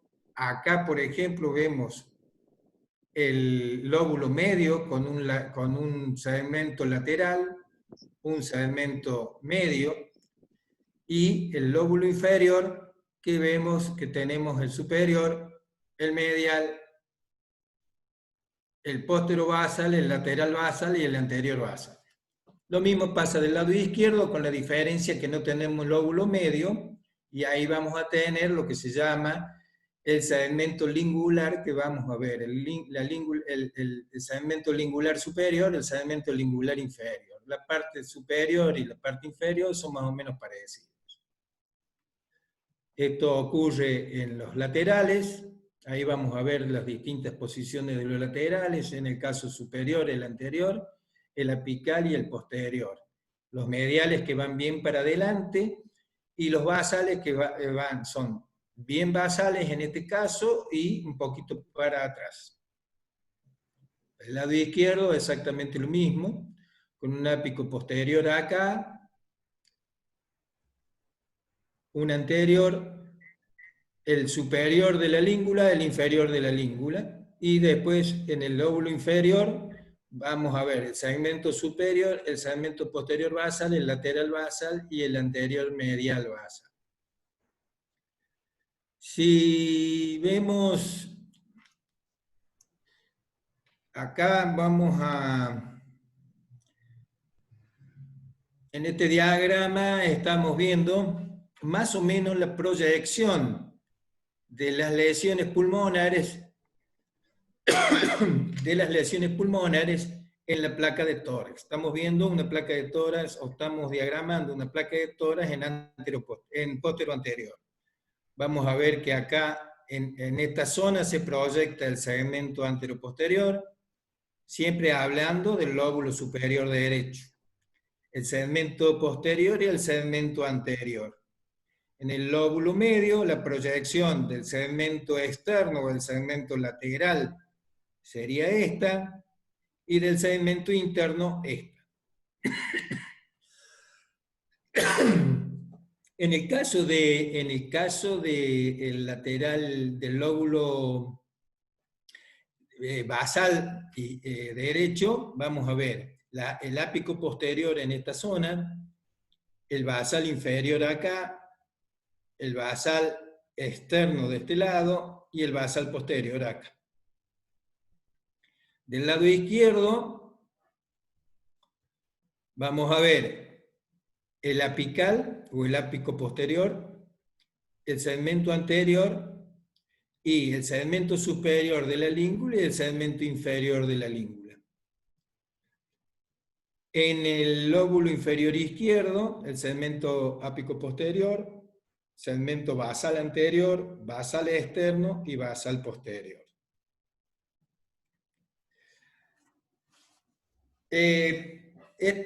Vamos a seguir ahora ya con la parte anatómica un poquito más fina. Este diagrama que ustedes ven acá, diríamos que es la unidad pulmonar, le llamo yo, porque sería, en este diagrama vamos a ver todos los componentes del pulmón que intervienen en distintas patologías pulmonares. Como ven, estamos acá con la vía aérea, la parte del intersticio broncovascular, las vías aéreas periféricas, y esta vía aérea termina en un alveolo pulmonar que va a ser el causante prácticamente de las distintas patologías. Vamos a ver un espacio intersticial parenquimatoso que rodea estos alveolos y un espacio intersticial subpleural, o sea, por debajo de la pleura. En la diapositiva siguiente ya entramos en los signos radiológicos, y de los signos radiológicos vemos, en este caso, una atelectasia. No vamos a hablar de atelectasia porque no es diríamos, el tema principal, sino que vamos a hablar dentro de las consolidaciones de la neumonía propiamente dicha. Lo traigo a colación porque también las atelectasias son imágenes de condensación, pero a diferencia de lo que vamos a ver luego, esto es porque no tiene aire. Voy a mostrar solamente una placa. Acá van a ver una atelectasia del lóbulo inferior izquierdo, ahí está marcado por la flechita, a donde hay diría un colapso total del lóbulo inferior izquierdo. Eso hace que el mediastino se lateralice un poquito hacia la izquierda. Vemos una hiperinsuflación de todo el lóbulo superior izquierdo. Vamos a ver un poco verticalizado todos los vasos pulmonares, porque esta retracción hace que los vasos acompañen un poquito esta retracción de la atelectasia. No obstante, esto no es tema que vamos a profundizar en este caso, sino que vamos a ir directamente a las neumonías. La consolidación por neumonía ocurre lo que ustedes están viendo acá. Si ustedes se fijan, este sería el diagrama que habíamos visto anteriormente. Y acá vemos los alveolos o los espacios aéreos periféricos ocupados.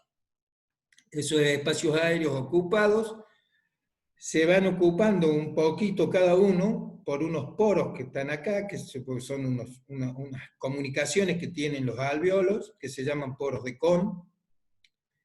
Entonces ahí vamos a ver que diríamos que la condensación parenquimatosa se llenan estos alveolos con alguna sustancia, generalmente cuando es por neumonía son sustancias de tipo, aparte de la parte infecciosa, son exudados generalmente.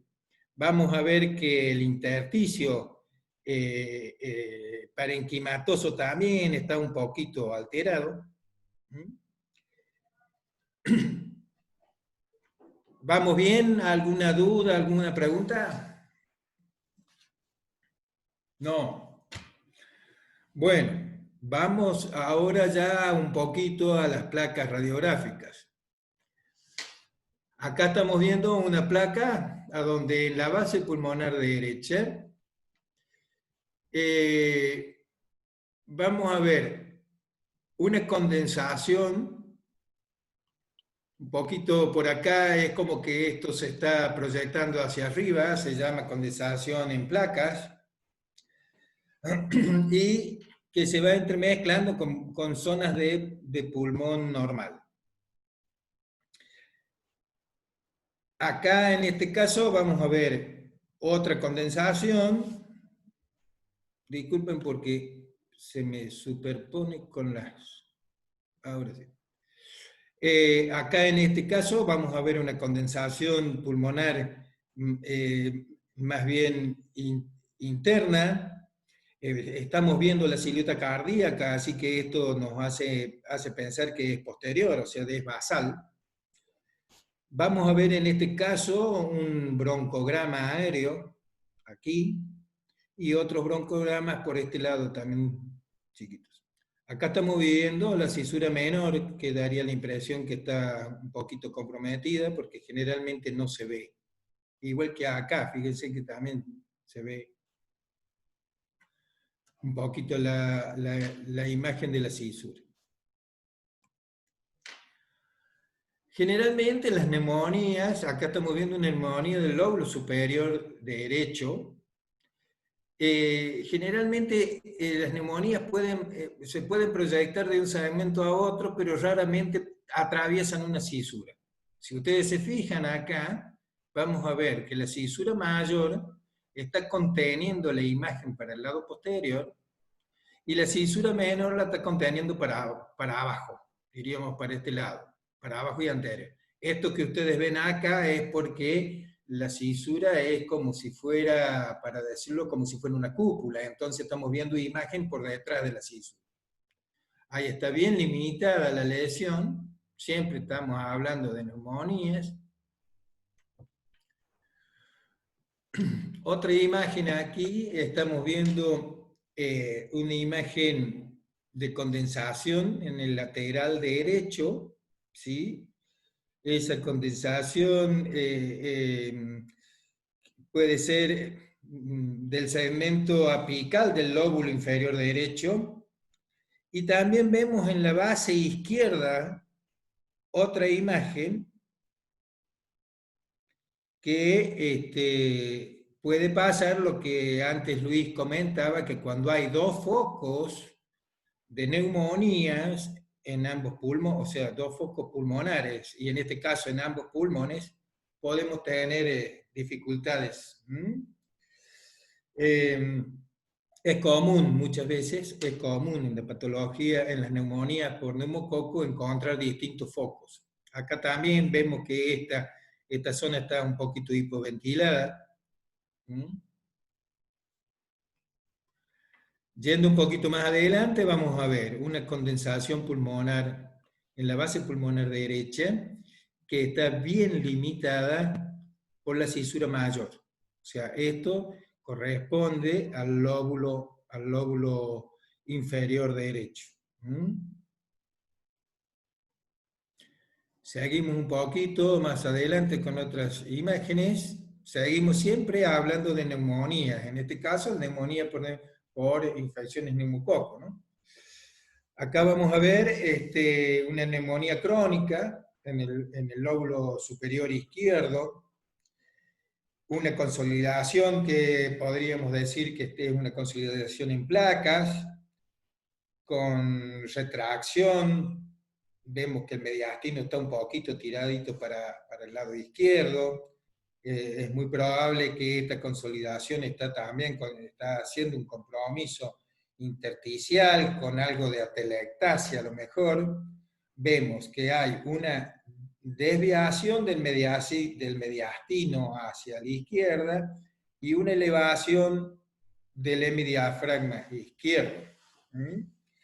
Hay una distorsión. Acá ya estamos viendo en esta placa del mismo paciente, estamos viendo que ya ha resuelto su problema de condensación pulmonar, pero se observan signos de fibrosis, un poquito por encima de donde estaba la lesión, se observa retracción del diseño vascular.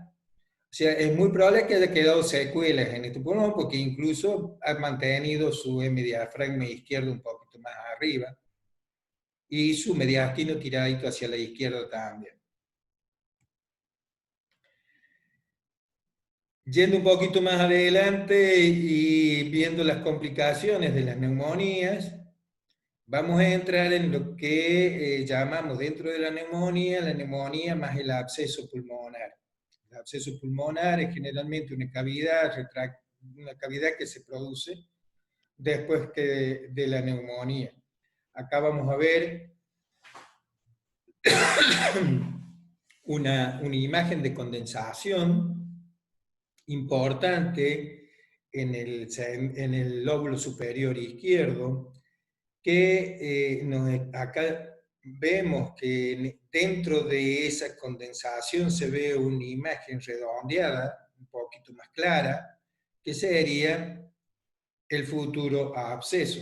Si lo vemos acá, ahí se ve el absceso pulmonar, que tiene una pared fina y que tiene todo lo que diríamos acá, una condensación periférica al absceso propiamente dicho. Vamos un poquito más adelante. Acá vamos a ver una consolidación del lóbulo superior izquierdo que progresa un poquito días más tarde en un absceso importante. Fíjense en la cavidad que se ha formado acá, con un absceso importante. Cabe decir que todo esto es, diríamos, difícil de encontrar hoy en día, porque los tratamientos antibióticos oportunos generalmente no hace que esto llegue. De todas formas, bueno, a tenerlo en cuenta porque existe.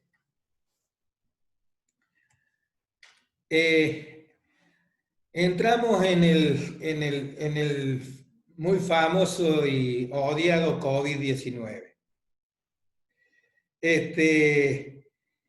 Esto yo no tengo, como no estoy en actividad en este momento, no he tenido radiografías propias, así que he tenido que recurrir al Sanatorio Allende, por lo cual agradezco al amigo doctor Marangoni del Servicio de Radiología del Sanatorio Allende, que nos ha mandado algunas imágenes.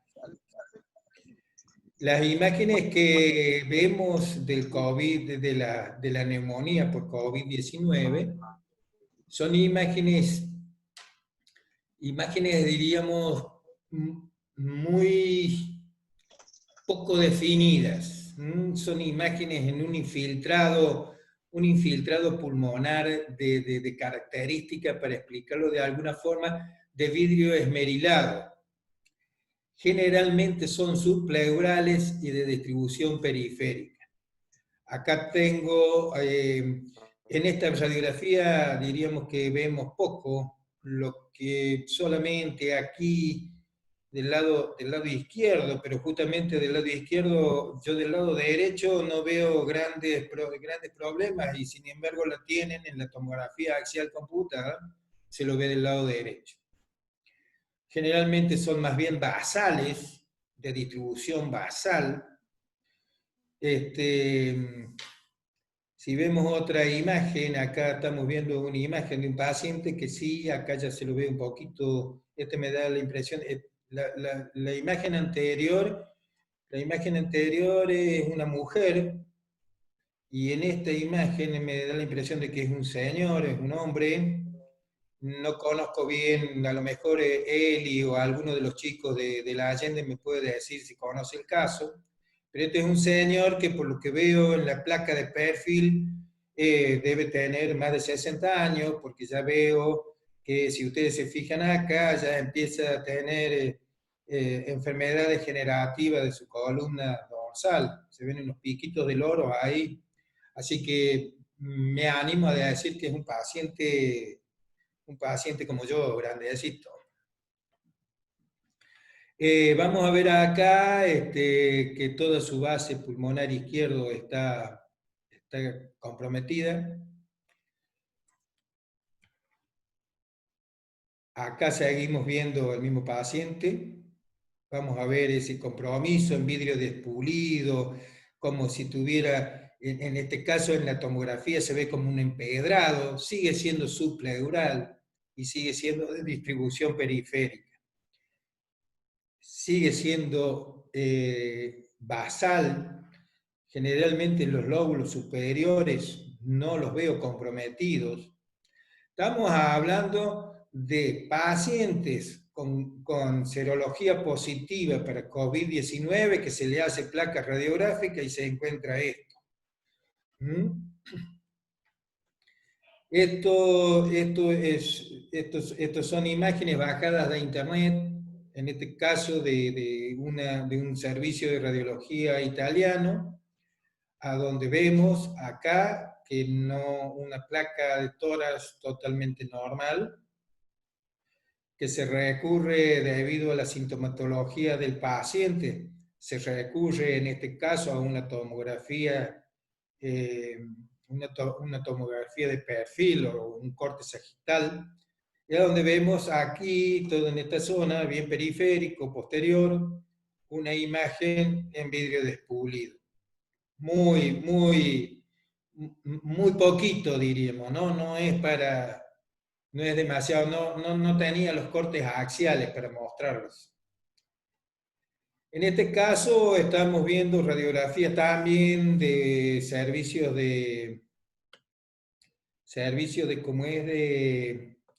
un servicio de Italia, en este caso un servicio del Hospital Infantil de Arrigo, Alessandria, a donde, según ellos, dicen que es posible en pacientes pediátricos que cursan con una clínica general bastante benigna y generalmente no tienen complicaciones. Acá vemos en este caso, este niño, se ve una placa que yo me animo a decir que es normal. Y en este caso vemos un infiltrado difuso ahí para cardíaco derecho, muy difuso, pero que ellos lo tomaron como un signo. Estamos hablando de un niño con serología positiva para COVID-19. Encontraron esta imagen días posteriores. Una cosa que no habíamos hablado, y acá veo que dice Supi, ¿no? Es porque en el caso de los niños, muchas veces, y esto le digo para la gente de allá del norte, en los niños muchas veces es muy difícil hacer una radiografía en bipedestación, o sea, hay que andar colgándolo de los brazos, el chico se mueve, a lo mejor les es mucho más fácil hacer una radiografía acostada, también es valedera. En este caso también seguimos con pacientes de la zona, este hospital infantil, por lo que estaba viendo, atiende niños hasta adolescentes o jóvenes de 18 años. Acá vemos que la radiografía de tórax de esta persona ya un poquito más grande, debe ser una adolescente, es una niña. Se ve aquí un infiltrado difuso muy parecido a lo que veíamos en el niño en el lado izquierdo.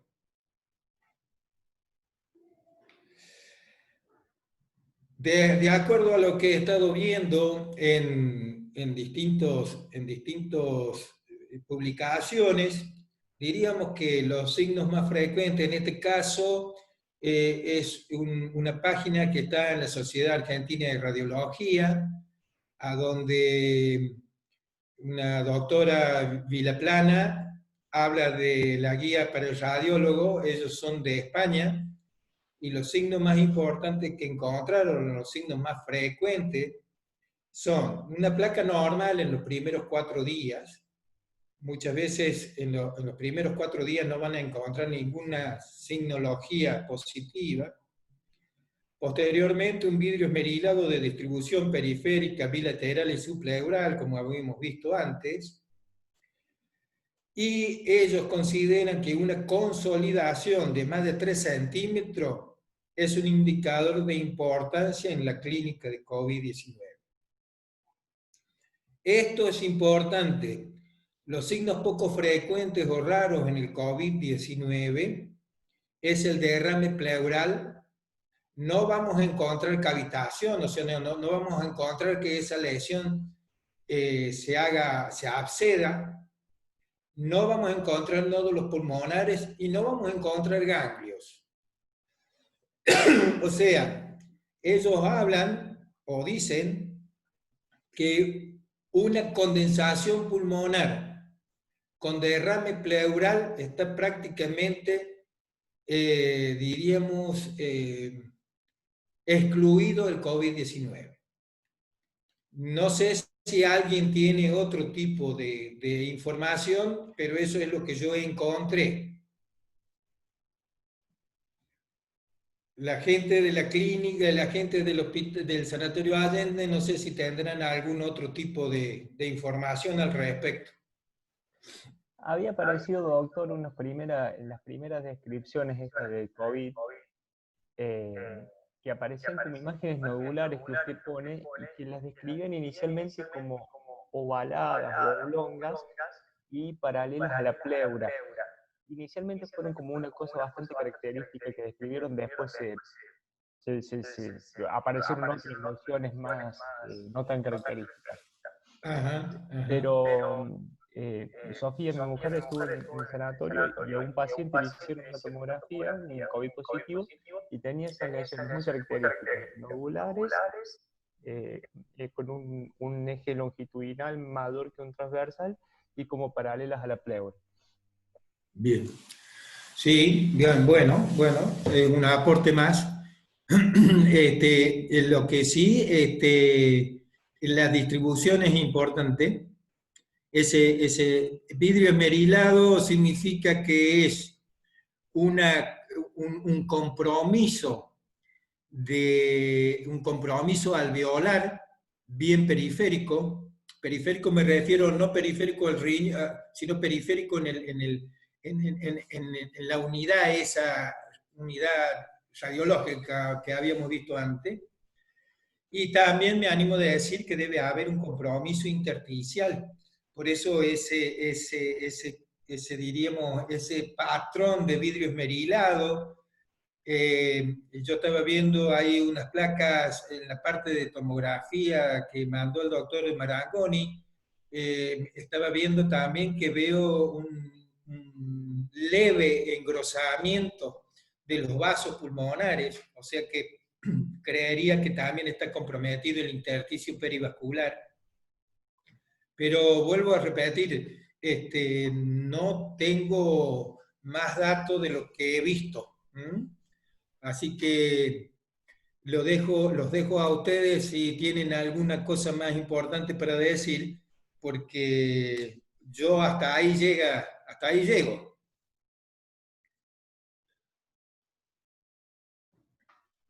No, Doc, no tenemos mucho más que esto para aportar. Bueno, seguimos un poquito más adelante y vamos a dejar el COVID que no lo queremos. Entonces, bueno, no queremos ninguna patología, por supuesto, pero en este caso vamos a seguir con neumonía de origen tuberculoso. En este caso estamos viendo una placa aquí, una placa donde se ve una imagen parailiar derecha importante de aspecto nodular, y cuando hacemos el perfil vemos un gran ganglio como único signo de enfermedad primaria, de tuberculosis primaria. Todavía no encontramos ningún signo a nivel parenquimatoso, pero encontramos el ganglio. Eso, este paciente después se le hizo la serología para tuberculosis y dio positivo. Lo traigo a colación porque muchas veces esto nos puede hacer confundir con una patología de tipo nodular. Está bien ilear, podemos pensar en una patología de tipo bronquial, por ejemplo un carcinoma bronquial, ¿no? Que es bien nodular y todo. En este caso era un ganglio. Vamos un poquito más adelante, seguimos con tuberculosis. La tuberculosis, a diferencia de las neumonías, la neumonía generalmente es basal. Las neumonías por neumococo generalmente son basales. Generalmente, ¿no? Estamos hablando de una generalidad.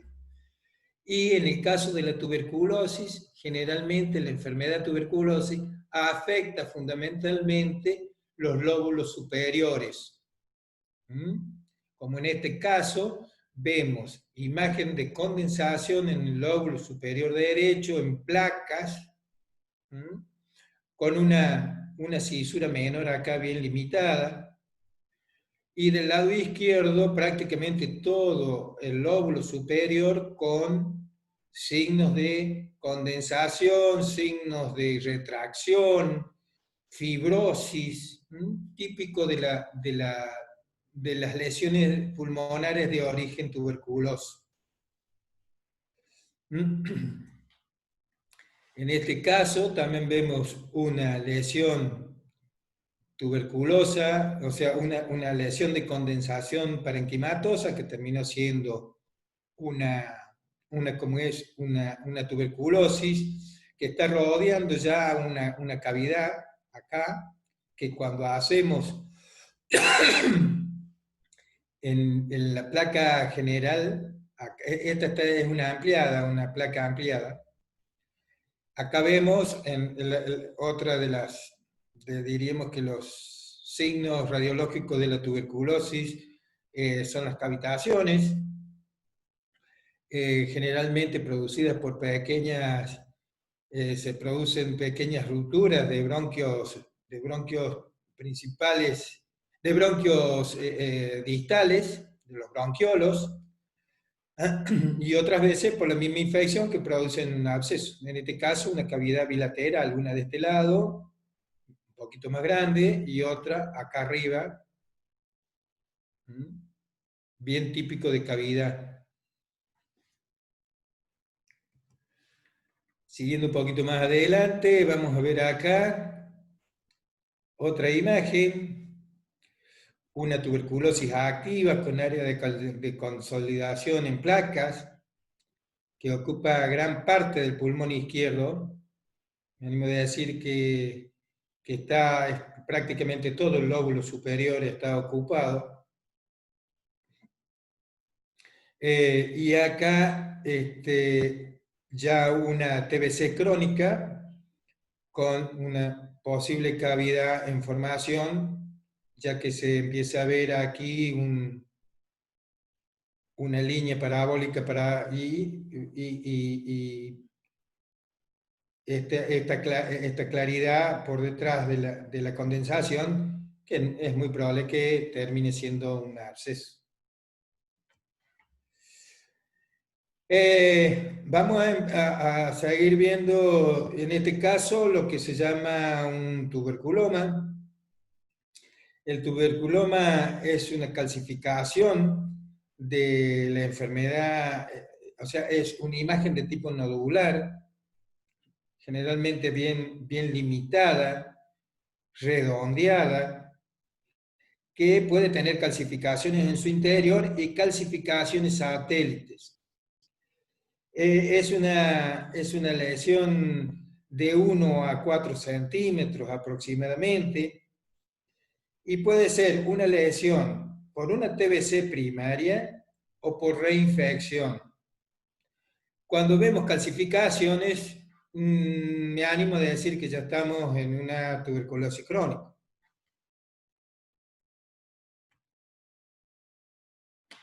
Acá vemos otro tuberculoma que en la placa ampliada se ve un anillo calcificado dentro del mismo. Generalmente los tuberculomas siempre tienen calcificaciones y generalmente tienen calcificaciones satélites puntiformes o irregulares muy cerca de la misma.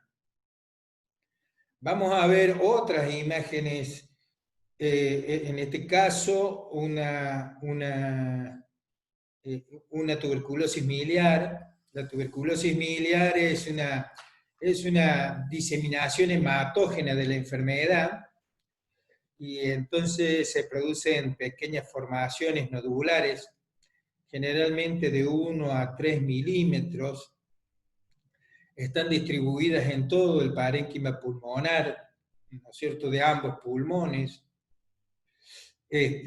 Pueden ser visibles después de 6 semanas de la infección tuberculosa.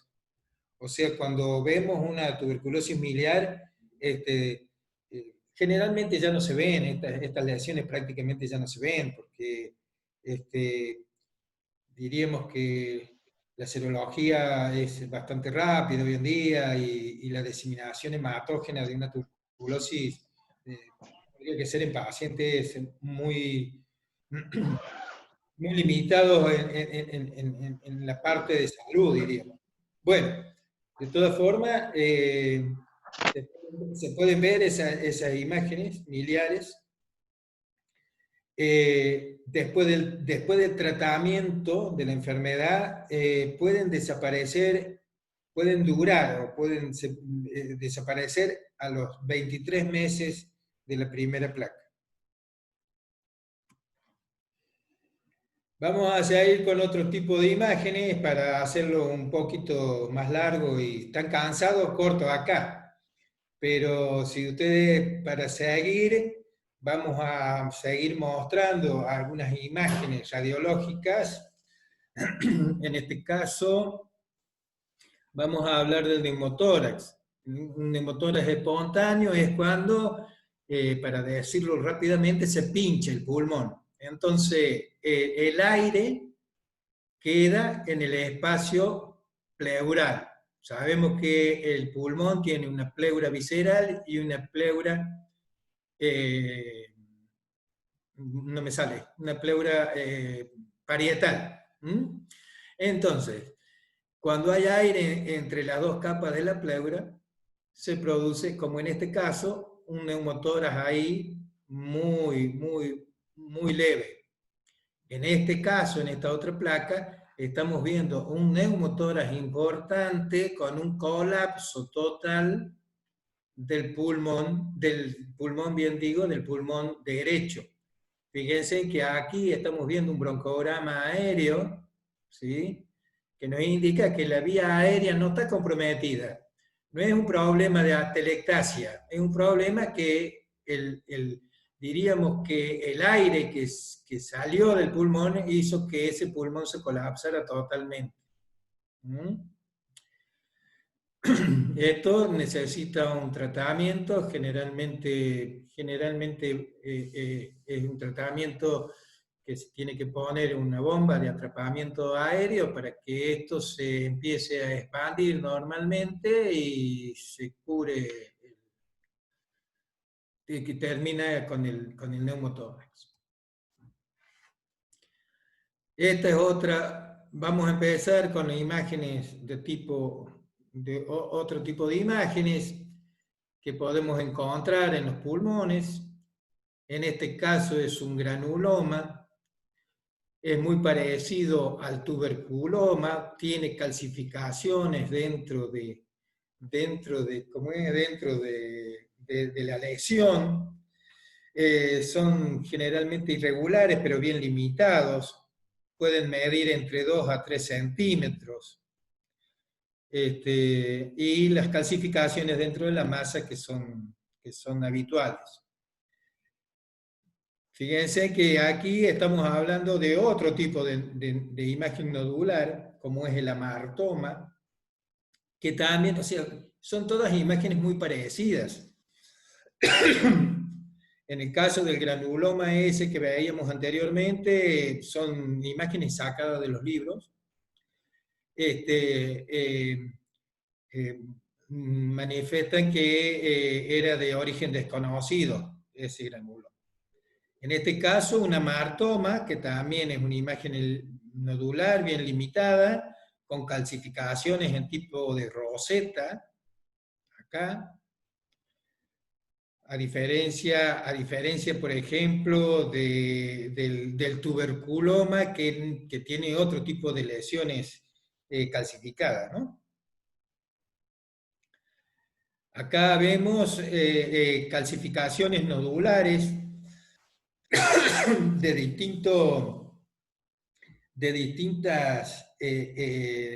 distintos tamaños, densamente, están bien calcificadas, fíjense que son lesiones bien calcificadas, distribuidas prácticamente en todo el pulmón, más de todo del lado derecho.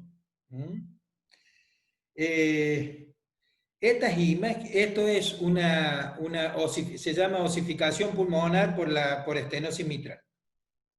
Pacientes con estenosis de la válvula mitral que terminan haciendo esas calcificaciones que deben ser de origen vascular.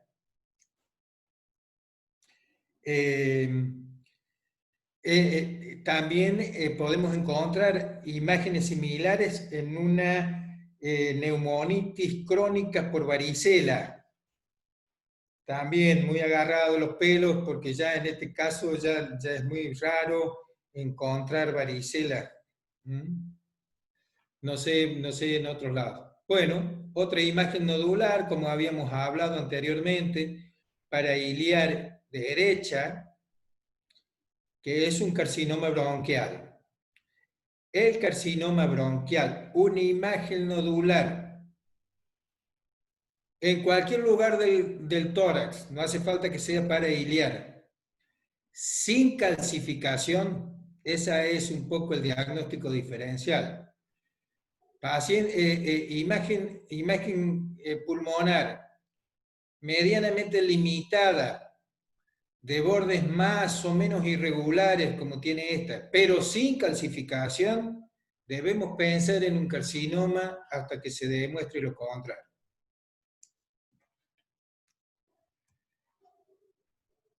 Para seguir con nódulos, en este caso, una diseminación por absceso piémico en un paciente con una osteomielitis que termina haciendo implantes piémicos en el pulmón derecho. Vamos a ver imágenes nodulares de diferentes tamaños, generalmente grandes.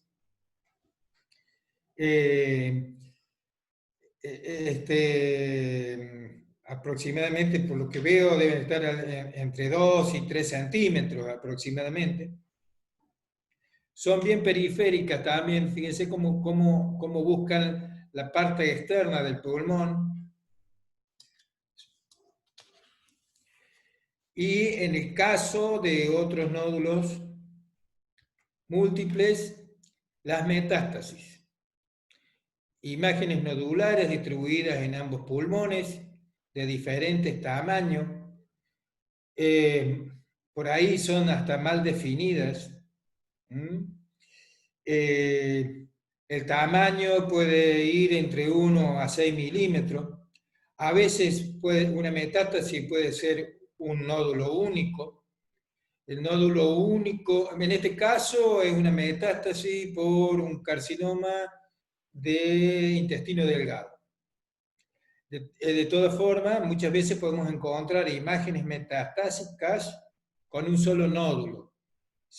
Es muy frecuente la imagen solitaria de una lesión secundaria en el tumor de testículo, en el seminoma.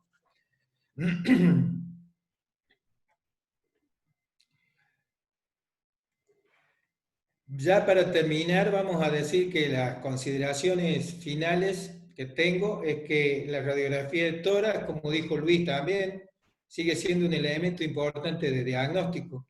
que debe ser utilizado, que lo estamos utilizando, sigue siendo utilizado en cualquier servicio de radiología, incluso en los servicios de más alta tecnología.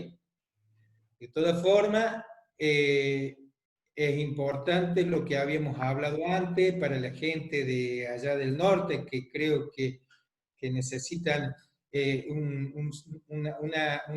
diríamos, un mejoramiento de los elementos esenciales para hacer una buena radiografía de tórax. Se debe respetar la técnica radiológica como tal. La observación ordenada de una placa nos facilita el diagnóstico. Y el conocimiento un poco de los signos característicos de cada patología orienta un poquito al diagnóstico correcto.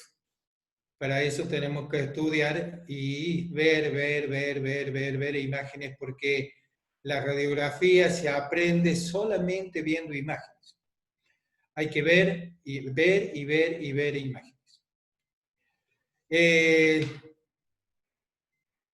Acá les muestro un poco la bibliografía utilizada y la bibliografía que yo veo periódicamente, que son estas, van a quedar grabadas. Y acá puse en la página de la Sociedad Argentina de Radiología, porque ahí también muchas veces aparecen imágenes radiológicas que pueden ser vistas y pueden ser estudiadas. Desde ya, muchas gracias a todo el grupo, un gusto de verlos, y esperemos seguir en contacto, aunque sea por esta forma. No pierdo la esperanza de comerme un buen asado con ustedes otra vez.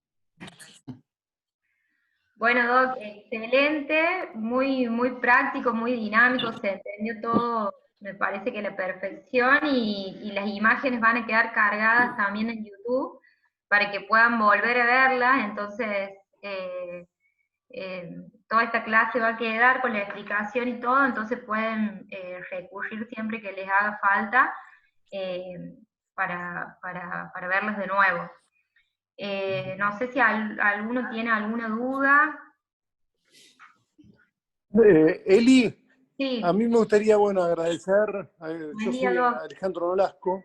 Sí. ¿Qué tal? ¿Cómo te va? Bueno, sí, la verdad que impecable, y agradecerle a los conferencistas su compromiso. Ya llevamos casi 2 horas y media de conferencias, hay buena cantidad de gente, y saludarlos a todos y agradecerles mucho. Y bueno, creo que es una excelente forma de que podamos ir formándonos en la atención primaria de la salud. Así que muchísimas gracias a todos.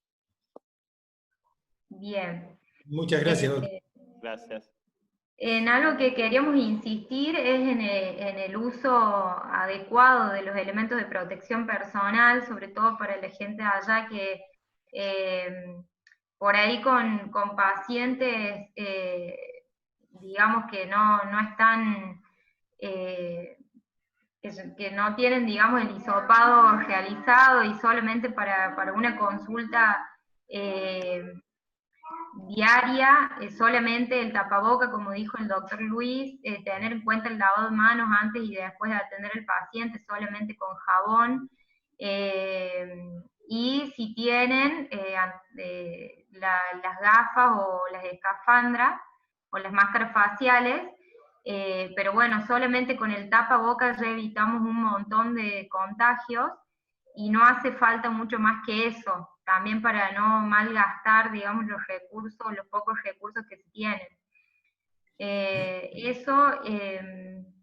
Bueno, a los que todavía no pudieron, digamos, poner sus datos personales en el chat, lo pueden hacer un ratito más, así podemos enviar los certificados después por mail. Y ahora, si les parece, así hacemos una foto final, si quieren activar la camarita, y podemos hacer la foto final del día de hoy.